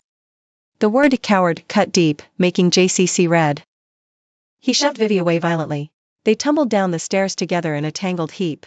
They clawed and rolled all the way down from the third-floor landing. Crashing into the lobby on the first floor. The suitcase toppled over.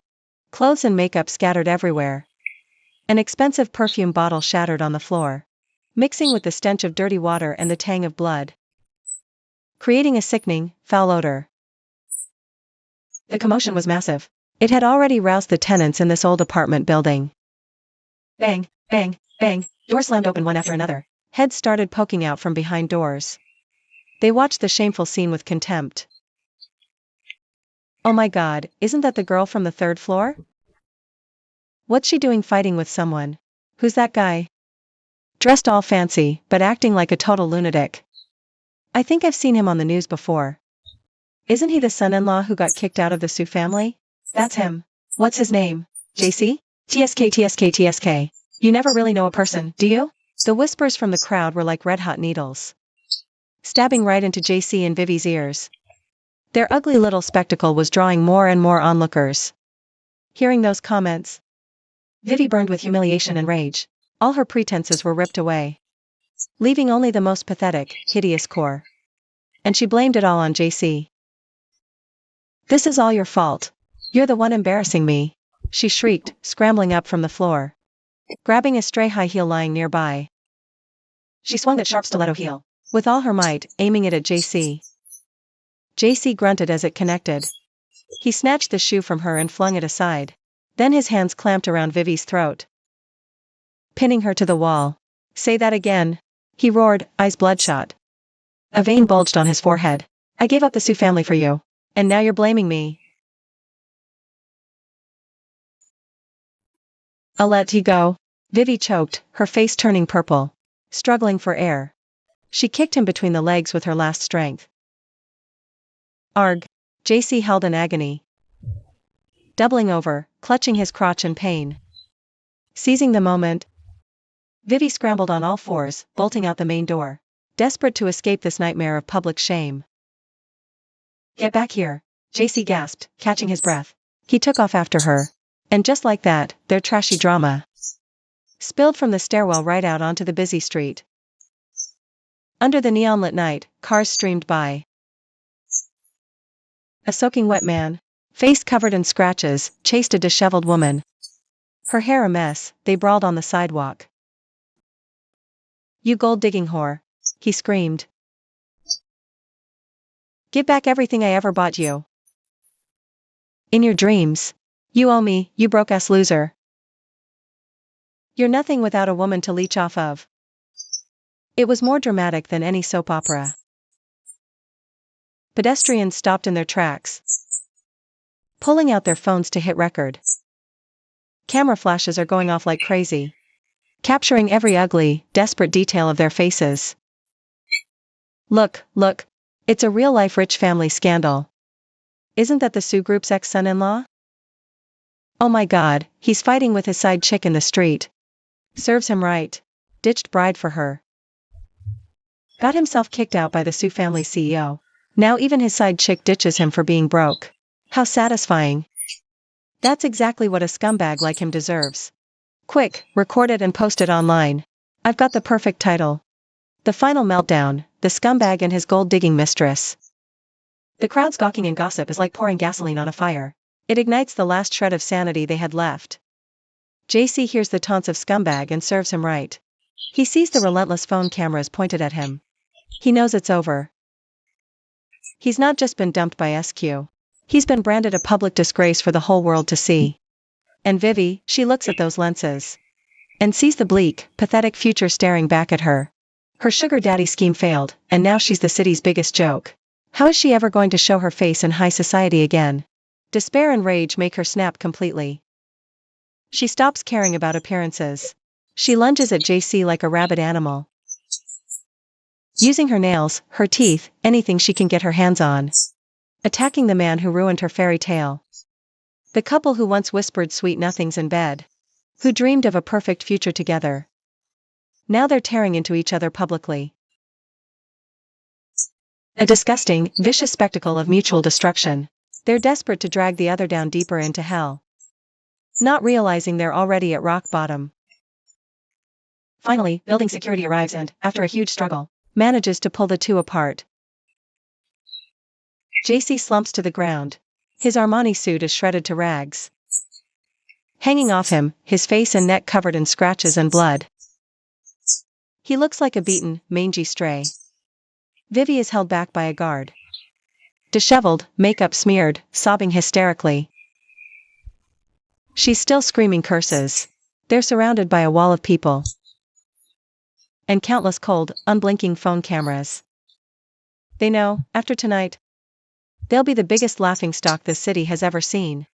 Their humiliation will spread at lightning speed to every corner of the internet. JC lifts his head and, through a gap in the crowd, he sees the giant LED screen on a nearby skyscraper. It's playing an international financial news segment. On screen, a woman in a sharp suit and a cool, commanding presence stood elegantly at a press conference in Paris. She was fluently answering reporters' questions in French. Her posture was perfect, her gaze confident. Under the spotlight, she shone like a queen. That woman was me. One of us was in the clouds, admired by all. The other was in the mud, a laughingstock for the entire city. JC stared at the screen, at that figure both familiar and utterly foreign. He looked at the wretched mess he'd become. A wave of immense, indescribable absurdity and regret swept over him like a tsunami, drowning him completely. Finally, he shed his first tear since his complete ruin. Nobody move. Police. The piercing wail of sirens grew closer. Several officers pushed through the crowd and quickly took control. The flashing red and blue lights cast a sickly pallor over the equally pathetic, equally twisted faces of JC and Vivi. What's going on here? Brawling in the street? You think there's no law? The lead officer barked. JC acted like he didn't hear. He just sat there on the ground, his gaze glued to that screen, until my image was replaced by a car commercial. The light in his eyes went out for good. Vivi, however, seemed to find her savior. She flung herself at the police, wailing hysterically. Officer! Save me! He tried to kill me. He's a madman. The onlookers all chimed in, pointing fingers. The guy threw the first punch. They were a couple, I think. Had a falling out. I know that guy. He's that ex-son-in-law of the Su family from the internet. Jiang Che. The name Jiang Che was like a switch. The officers' expressions instantly shifted, turning somewhat knowing. They exchanged a look that said it all. Then, all business, they hauled the still sobbing Vivi and the zombie-like JC into the back of the patrol car. The police car's cold door slammed shut with a thud. It cut off all the camera flashes, the gossip, and that glittering world he could never return to. After a long, miserable night at the station, statements were taken. It was ruled a domestic disturbance. They each paid a fine, got a stern lecture, and were finally released in the early hours of the morning. The moment they stepped out of the station, Vivi looked at JC like he was contagious plague. She shot him a venomous glare, then covered her face, hailed a cab, and vanished into the night. Now Jiang Che was left completely alone. Standing desolate on the deserted street, the night wind blew past. He shivered, only then feeling how icy and biting the wet, stinking, tattered suit clinging to his body truly was. He was penniless. His phone was lost in the earlier scuffle. Right now, he was a genuine, destitute homeless man. Where could he go? Instinctively, he thought of that villa on Cloudcrest Peak. That was his home. No, it used to be his home. Didn't I write on that note that this house was yours? Even if that was said in anger, he at least had the right to go inside, right? This thought became his lifeline. Clutching it, he started moving his numb legs, trudging towards the mountain. He didn't know how long it would take. He only knew it was the one place he could think of to go. As dawn was about to break, he dragged one leg that felt nearly broken, limping back to the familiar villa's entrance. But what greeted him was a tightly shut gate and two stern-faced. Stop. What do you want? One guard thrust out an arm to block him. I live here. Jiang Che's voice was hoarse and dry. The guard looked him up and down, taking in his appearance, more wretched than a beggar. Disdain filled his eyes. Live here? Do you even know what this place is? Get lost. Don't clutter up the view. This is my home. I'm Jiang Che. Jiang Che roared with all his remaining strength, trying to use the name he was once so proud of to prove his identity. Jiang Che? The other guard snorted with contempt. He pulled a printed photo from his pocket. It was Jiang Che's old, suited and booted ID photo. Beneath it, a line of text was marked in red. Access forbidden. Ties to owner severed. Contact authorities if necessary. The guard shoved the photo right in Jiang Che's face. See it clearly? Our boss's orders. You're just a stray dog that's been kicked out now.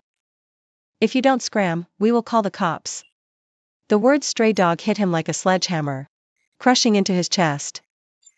He staggered back 2 steps, staring at the gate he once walked through freely.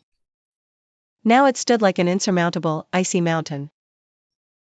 He was utterly, completely homeless.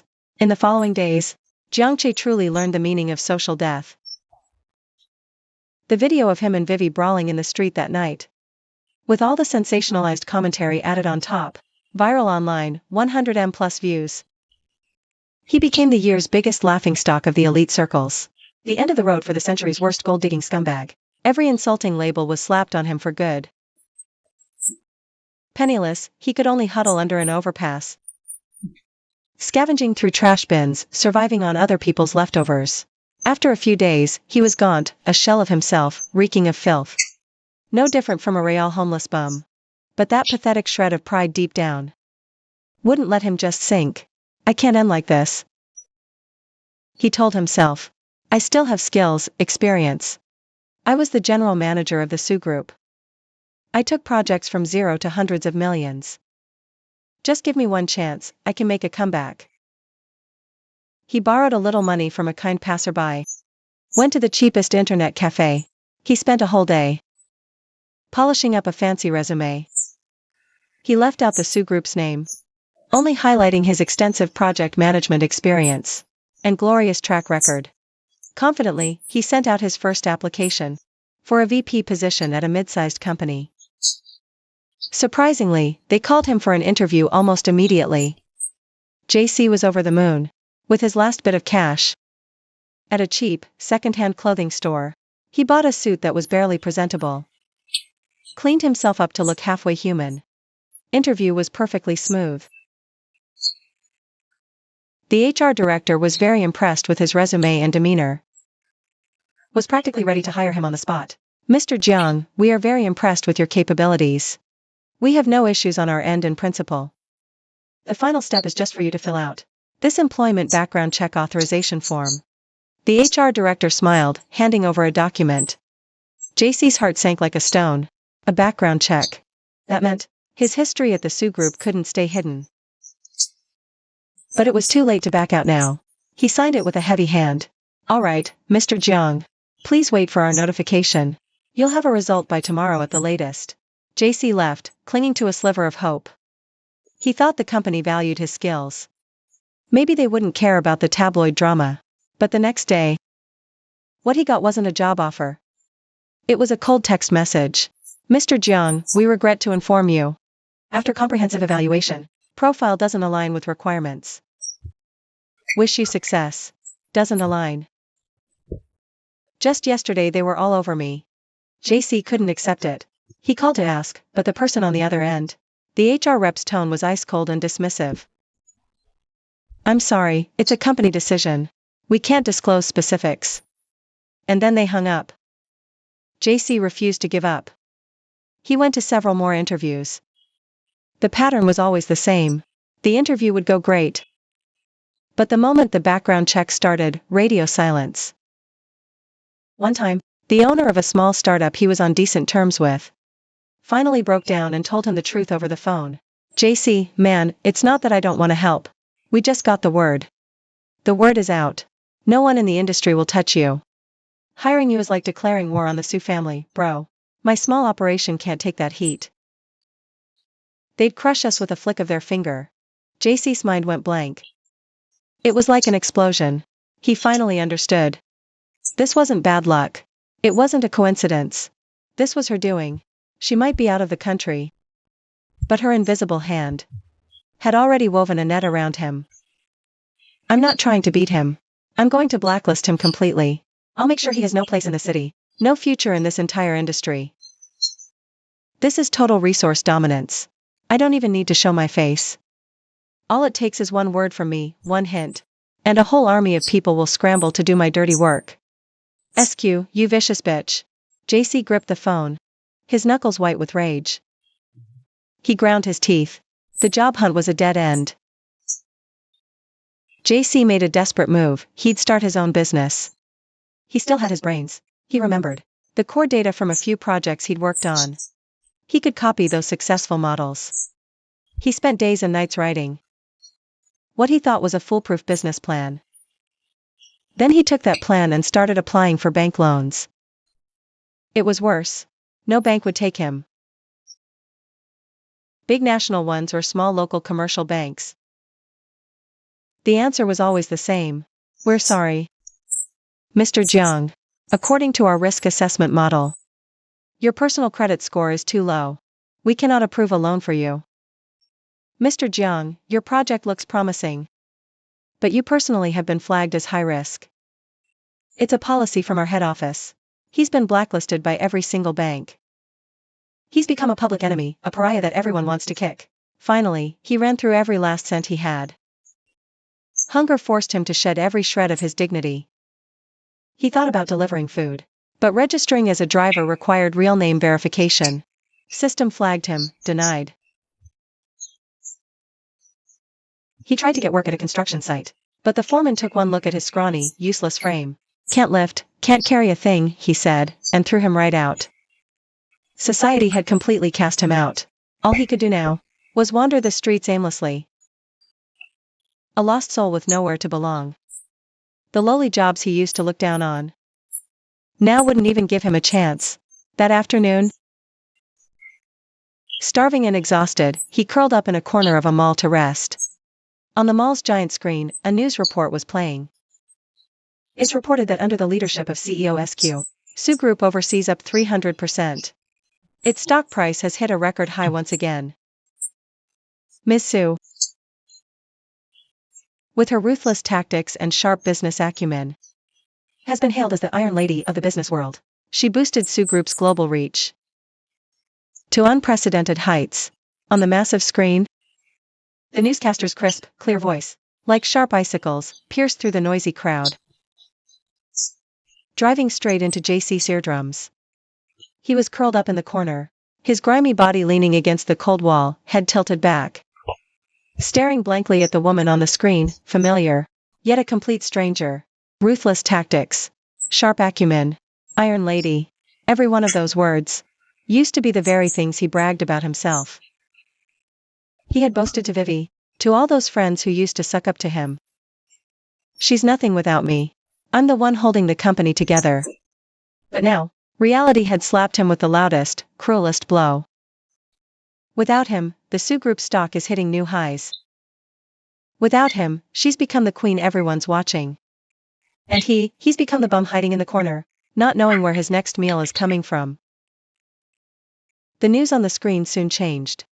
Upbeat commercial music started playing. The last flicker of light in JC's eyes went out. He lowered his head, looking at his own feet, caked in grime and blistered raw.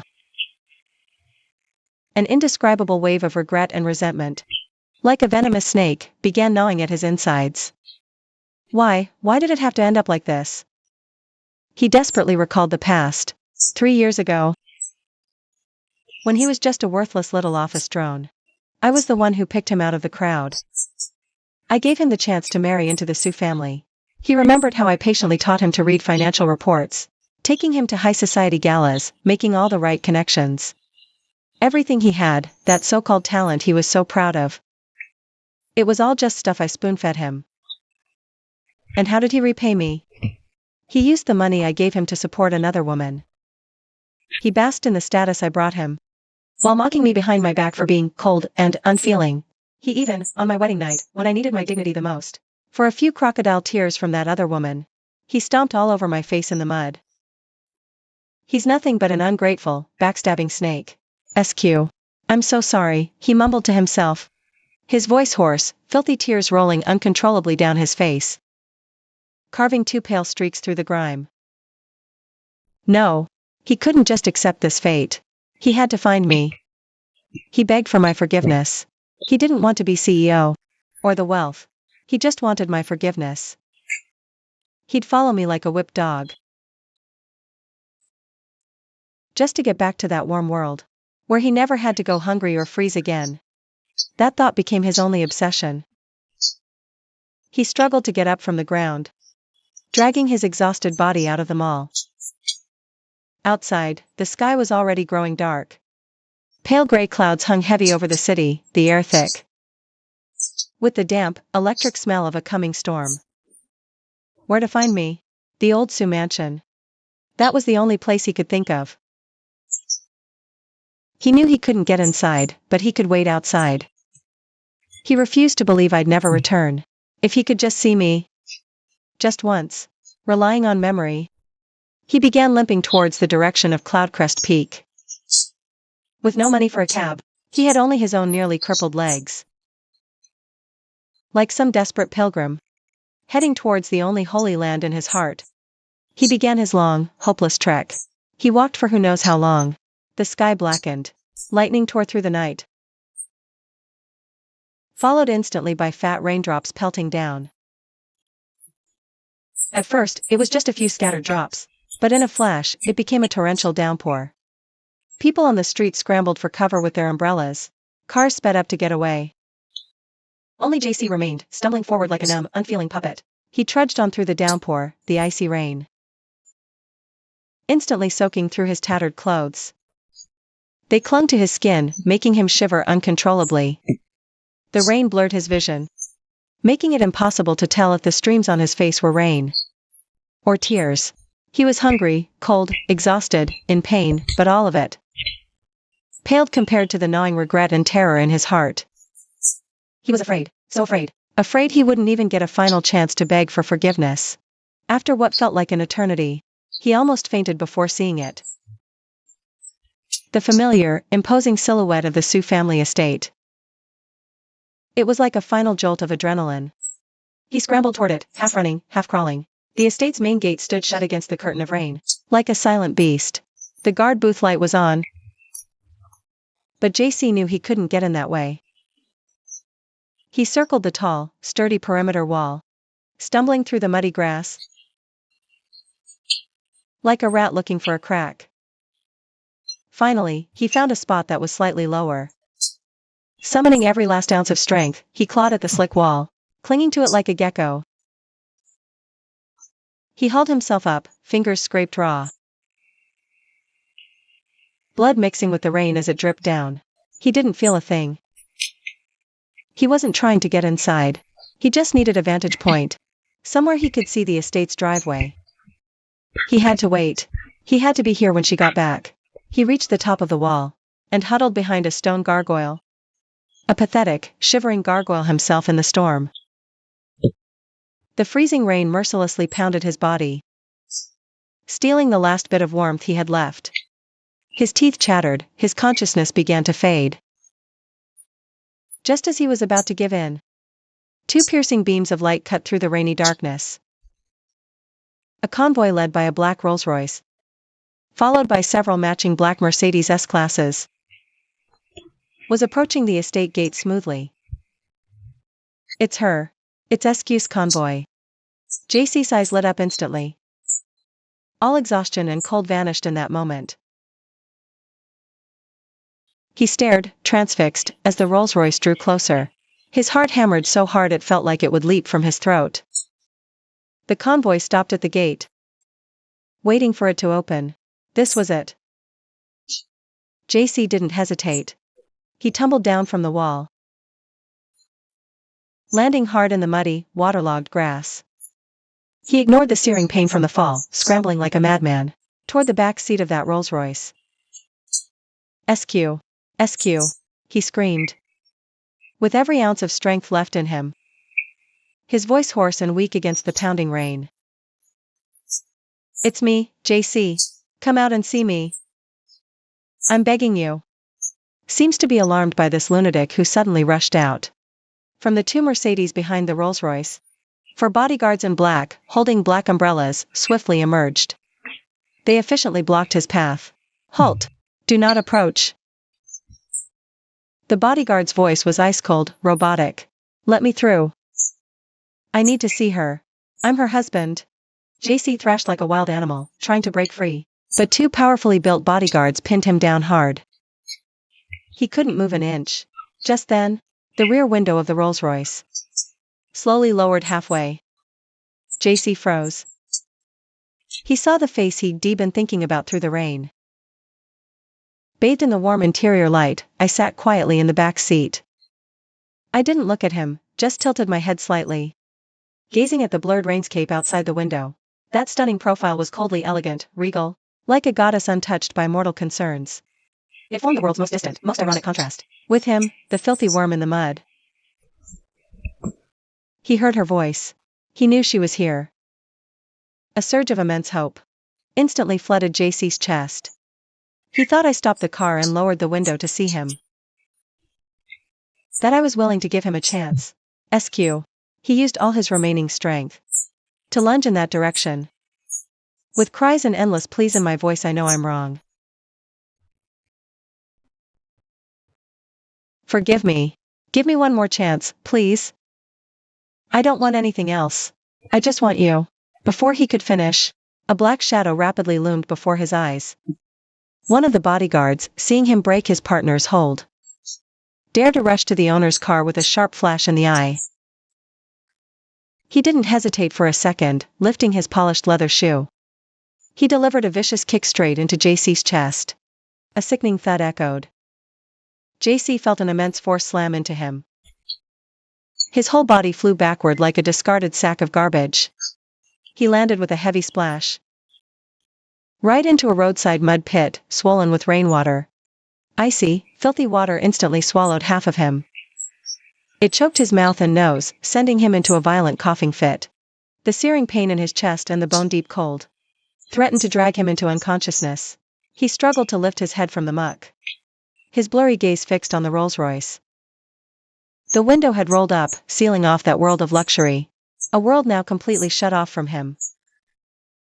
The estate gates began to swing open. The Rolls-Royce started smoothly, without a pause. Its tires churned up the muddy water. He splatters it all over his face. I never once glanced in his direction. Indifference. The ultimate cruelty, the most cutting insult. His existence meant less to me than a raindrop on the window. Not worth a single second of my attention. His pleas, his remorse, his pathetic state, in my eyes, it was just an irrelevant, slightly annoying sideshow. The motorcade glided into the estate. The heavy iron gates began to close in front of JC, shutting with finality, crushing his last shred of hope. Leaving JC alone, collapsed like a lump of trash in the freezing mud pit.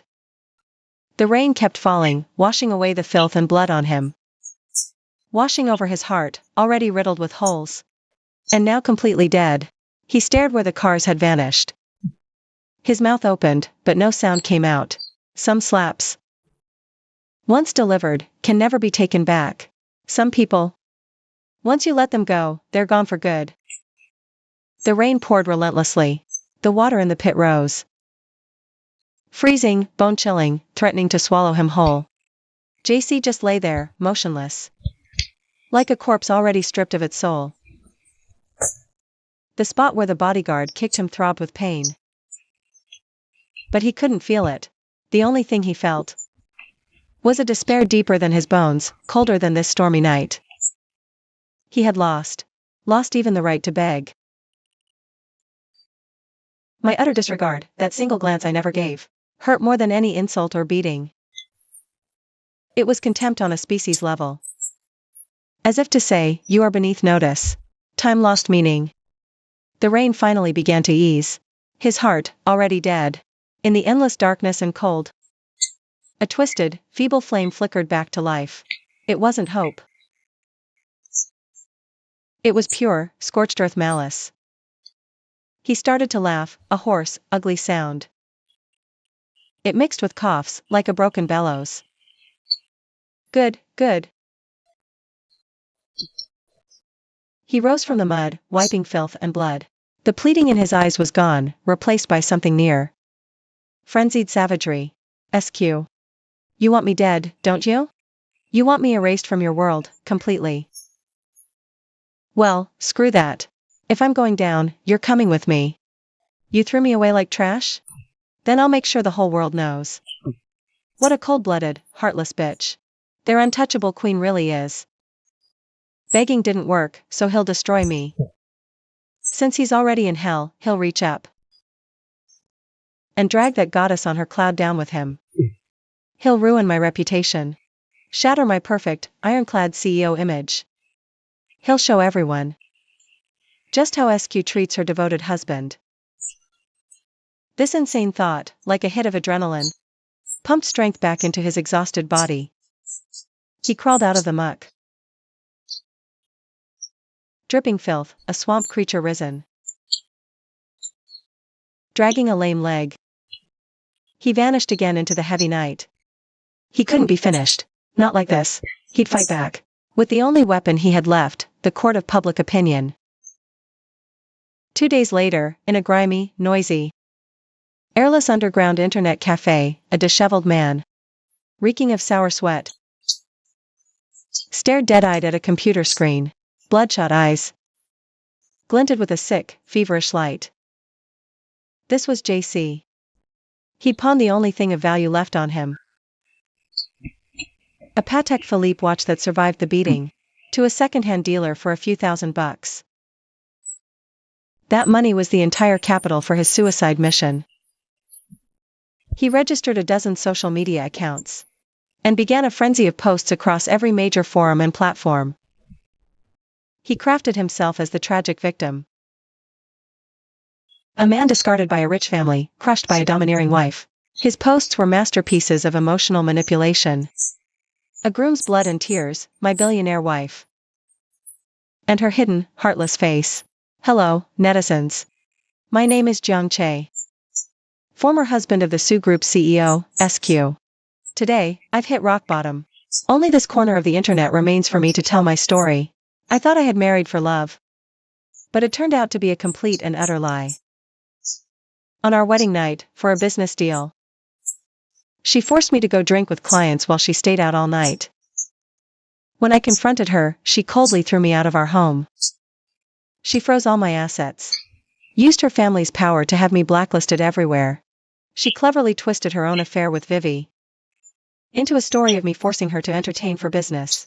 She painted my decisive cutoff as the heartless crushing of a common man by a powerful family. She even posted pictures of herself, bruised and battered, and lying filthy in a mud puddle. Of course, she never mentioned how she got those injuries. She knows how to hit a nerve, class resentment, pity for the underdog, and a hunger for wealthy family scandals. At first, his post sank without a trace. But JC didn't give up. He used the money he got to hire the cheapest online trolls. He frantically reposted and commented online to create buzz. Finally, on the afternoon of the third day, things turned around. A gossip account that specializes in social news scoops found his exposé. Following the rule that clicks are king, the account immediately repackaged his tear-jerking story, slapped on a more sensational headline, and published it. The reaction was explosive. The name JC, almost forgotten, shot straight back to the top of the trending charts. This time, it wasn't just a simple cheating scandal. It turned darker, a vicious wealthy family feud. Netizens who didn't know the truth were instantly fired up. OMG, the plot thickens. Were we all wrong about JC? I told you. It takes two to tango. That SQ always looked like an ice queen. Never seemed nice. Capitalists are all the same. Poor JC, used up and tossed aside. So tragic. Support JC for exposing the ugly truth of the rich. Watching the online tide turn. Reading those comments sympathizing with him and cursing me. JC, in a dirty corner of an internet cafe, he let out a choked, triumphant howl of laughter. He succeeded. You see this, SQ? This is the power of public opinion. So what if you're rich?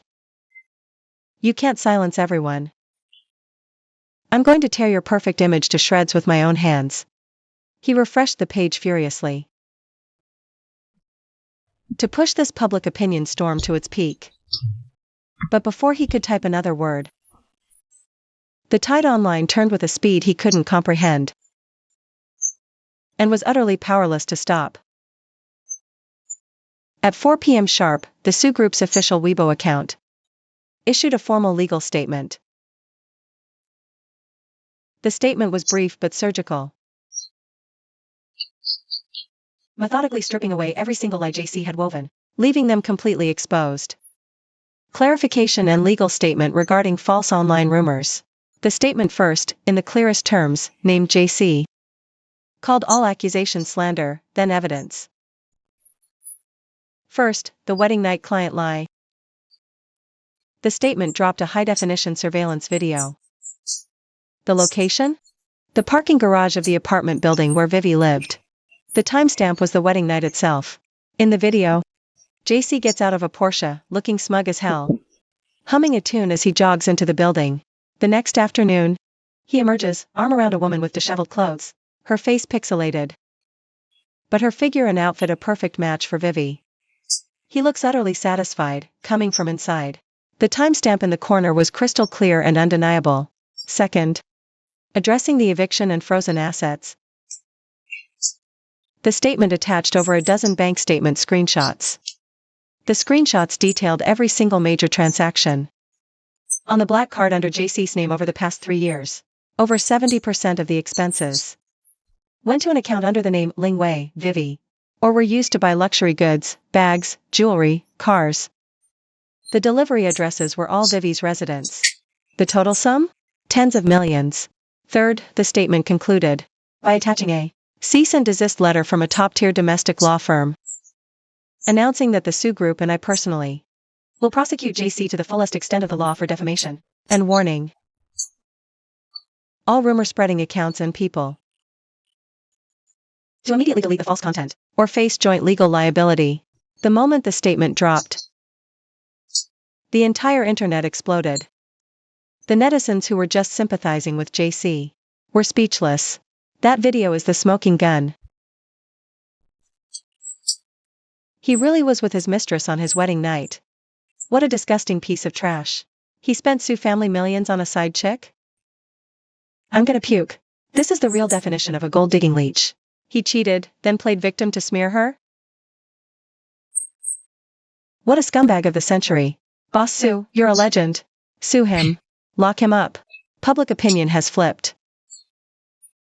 The netizens who were feeling sorry for JC are now twice as furious. The lying marketing accounts are terrified. They're all deleting posts and apologizing. JC stares, dumbstruck, at the screen. That familiar surveillance footage. Those glaring bank statements. A chill runs through his entire body. He thought he was clever, covering his tracks. He had no idea that every single move he made was being watched. It's not that I didn't know. I just couldn't be bothered. But once I decide to get serious, he doesn't stand a chance. He's lost. Again. And this time, it's even more humiliating. But this isn't over. This is just the opening salvo of my counterattack.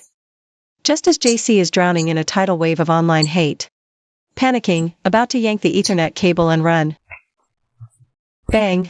The shabby metal door of the internet cafe is kicked open violently.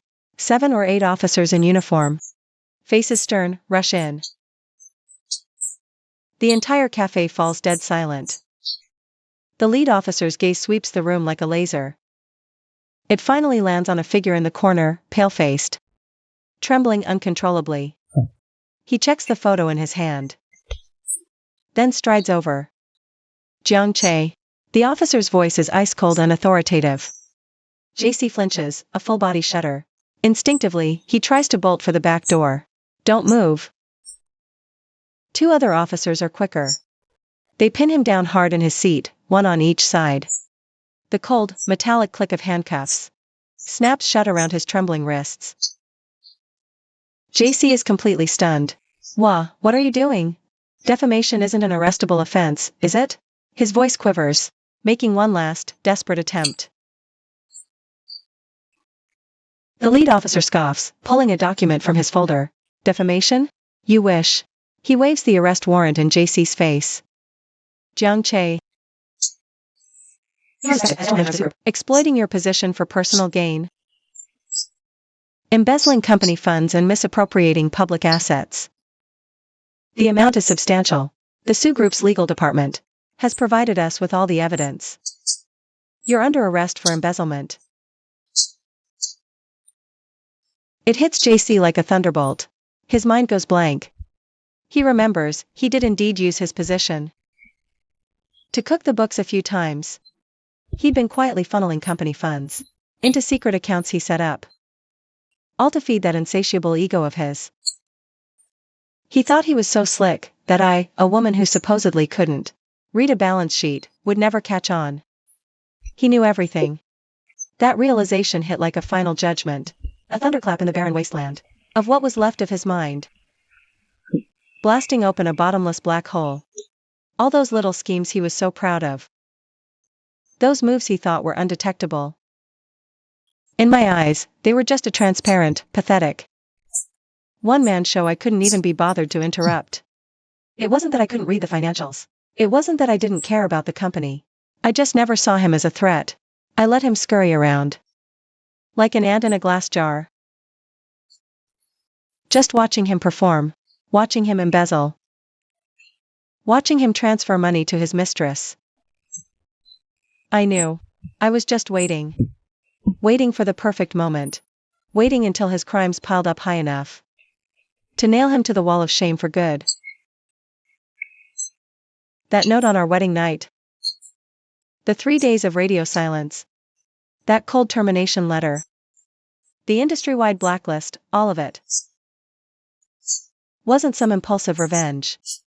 It was a meticulously planned, perfectly executed, surgical takedown. He thought he was playing a game with me. Pathetic. He wasn't even a pawn on the board. He was just the dirty rag used to wipe it clean. No. You're lying. Take him away. The lead officer showed zero mercy, giving a cold, sharp nod. 2 cops immediately grabbed JC's arms, yanking him roughly from that greasy chair. His legs gave out completely. They practically dragged him out. Those hands that once signed billion-dollar deals, that wore million-dollar watches, were now cuffed behind his back in humiliating defeat. Everyone in the internet cafe stood up. Phones out, recording his every pathetic move. The camera flashes were like red-hot needles, stabbing his eyes. He could hear the whispers, dripping with scorn and schadenfreude. Serves him right. Cheater and criminal. Lock him up. Give the Sioux family's money back. Look at that pathetic dog, how satisfying. These voices he wouldn't have even registered before, but now. Every single word hits him like a sledgehammer to the heart. Dragged from the internet cafe, police lights blinding him. Just before being shoved into the police car. Mustering strength, he looked across the street. At the giant LED screen on that commercial building. On the screen, it was playing on a loop. The Sioux Group's latest corporate video. I'm wearing an impeccably tailored white suit. Standing before the headquarters' floor-to-ceiling windows. Looking down upon the city, my gaze firm and composed. A faint, almost imperceptible smile at the corner of my lips, as if the entire world is in the palm of my hand. That was the last time he saw my image in the free world. Then bang, the car door slammed shut, plunging his world into endless darkness. Time flows on. A year passes. The Sioux Group's annual gala. Held in the city's exclusive 7-star hotel ballroom. Grandly held. It's a gathering of business titans from around the globe. Political heavyweights, A-list celebrities, a dazzling spectacle. Every face here represents wealth and power. But tonight, they are all merely the backdrop for one person. The moment I make my entrance, the entire buzz of the banquet hall seems to freeze in an instant. All the lights converge on me, and me alone. I wear custom crimson haute couture, a red more vibrant than a bridal quilt, fiercer than a decree's seal. Like a burning flame, or a blood-red rose in full, breathtaking bloom. The cut of the dress is audaciously daring, perfectly outlining my tall and slender silhouette. My exposed backline is fluid, like a swan's arc. No longer the secret marriage Sioux family heiress. The Sioux family heiress who married in secret. Nor am I the wife who silently endured her husband's betrayal. I am the queen commanding Sioux Group's billion-dollar empire. The one who makes the international business world bow to her will. My makeup is exquisite yet understated. A pair of cool, phoenix eyes sweeping the room with an innate, unquestionable authority. I have no male escort by my side. I don't need one. I am my own most powerful dynasty, my own unshakable fortress. Let's give a thunderous round of applause. To welcome the helm of the Sioux Group, Ms. SQ. The host's voice rings out, high and excited. Deafening applause instantly erupts, filling the entire banquet hall. Everyone rises to their feet, paying homage to this young queen who has created a business miracle. To the highest honor. In the past year, I wielded a force no one saw coming, and purged the parasites within the group. With unprecedented boldness, I cracked open overseas markets, doubling the Sioux Group's market value. I became a legend of this era. I ascended the stage with grace, took the mic with poise. I stood in the very center of the spotlight, that red gown shimmering under the lights, almost blinding in its brilliance. Thank you all for coming. My voice carried through the microphone, crystal clear to every corner. It was still that cool, collected tone, yet it held a power that commanded submission. The past year was one of destruction and rebirth for the Sioux Group. Here, I want to thank everyone who stood by me. And I want to thank those who tried to take me down. I paused slightly, my gaze sweeping calmly over the crowd. Because it was you who taught me a lesson. Leaning on someone else, you'll only ever be an accessory. It's only when you yourself become an unshakable mountain that you truly control your own destiny. My vision seemed to pierce through this gilded banquet hall, through endless time and space, landing in a dark, forgotten corner. I don't need to cling to any man, because I am the dynasty. As my words fell, the room erupted again in a thunderous ovation. Countless people went wild for my independence, my strength, my declaration. I stood there, basking in the worship of thousands, a goddess. Meanwhile, hundreds of miles away, in a maximum security prison. Move it. Pick up the pace. This shipment's due tomorrow. This batch of goods must be delivered tomorrow. A guard's impatient bark echoed through the workshop, reeking of machine oil and fabric dust. Hundreds of inmates in identical uniforms sat numbly at sewing machines, repeating mechanical motions. In the most inconspicuous corner of the workshop, a gaunt figure hunched over, laboriously working a foot pedal. His hair was shaved to a buzz cut, revealing vicious scars. His cheeks were hollow, cheekbones sharp, eyes vacant and numb. He looked 20 years older than his age. This was JC prisoner number 735. Convicted of embezzlement and slander. He got 15 years. All his dirty money was seized long ago. Even the so-called assets he got after marrying into the Sioux family were stripped clean by the Sioux's legal team, using the most professional methods. Even the Jiang clan back in his hometown went bankrupt overnight, because the Sioux family pulled all funding and pursued accountability.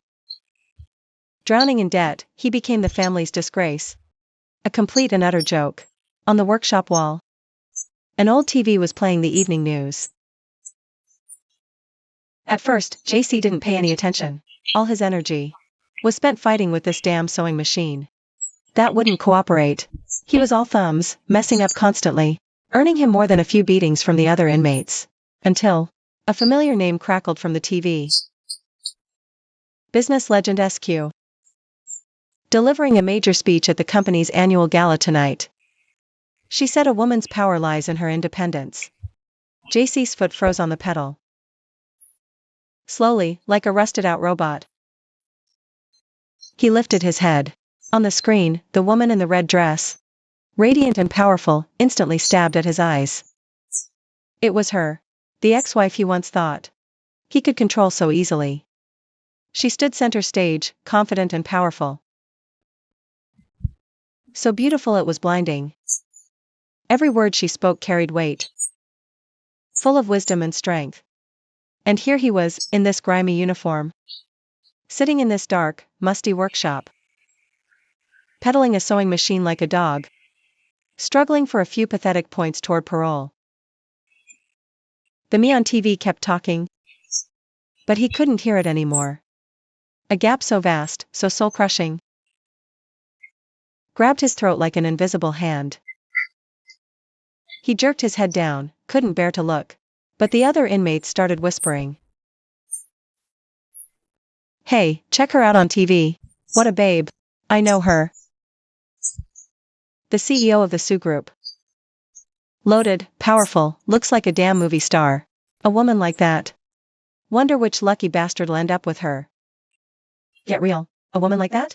She's got her head in the clouds. No regular man's good enough. She wants to be queen. Those crude comments, every word,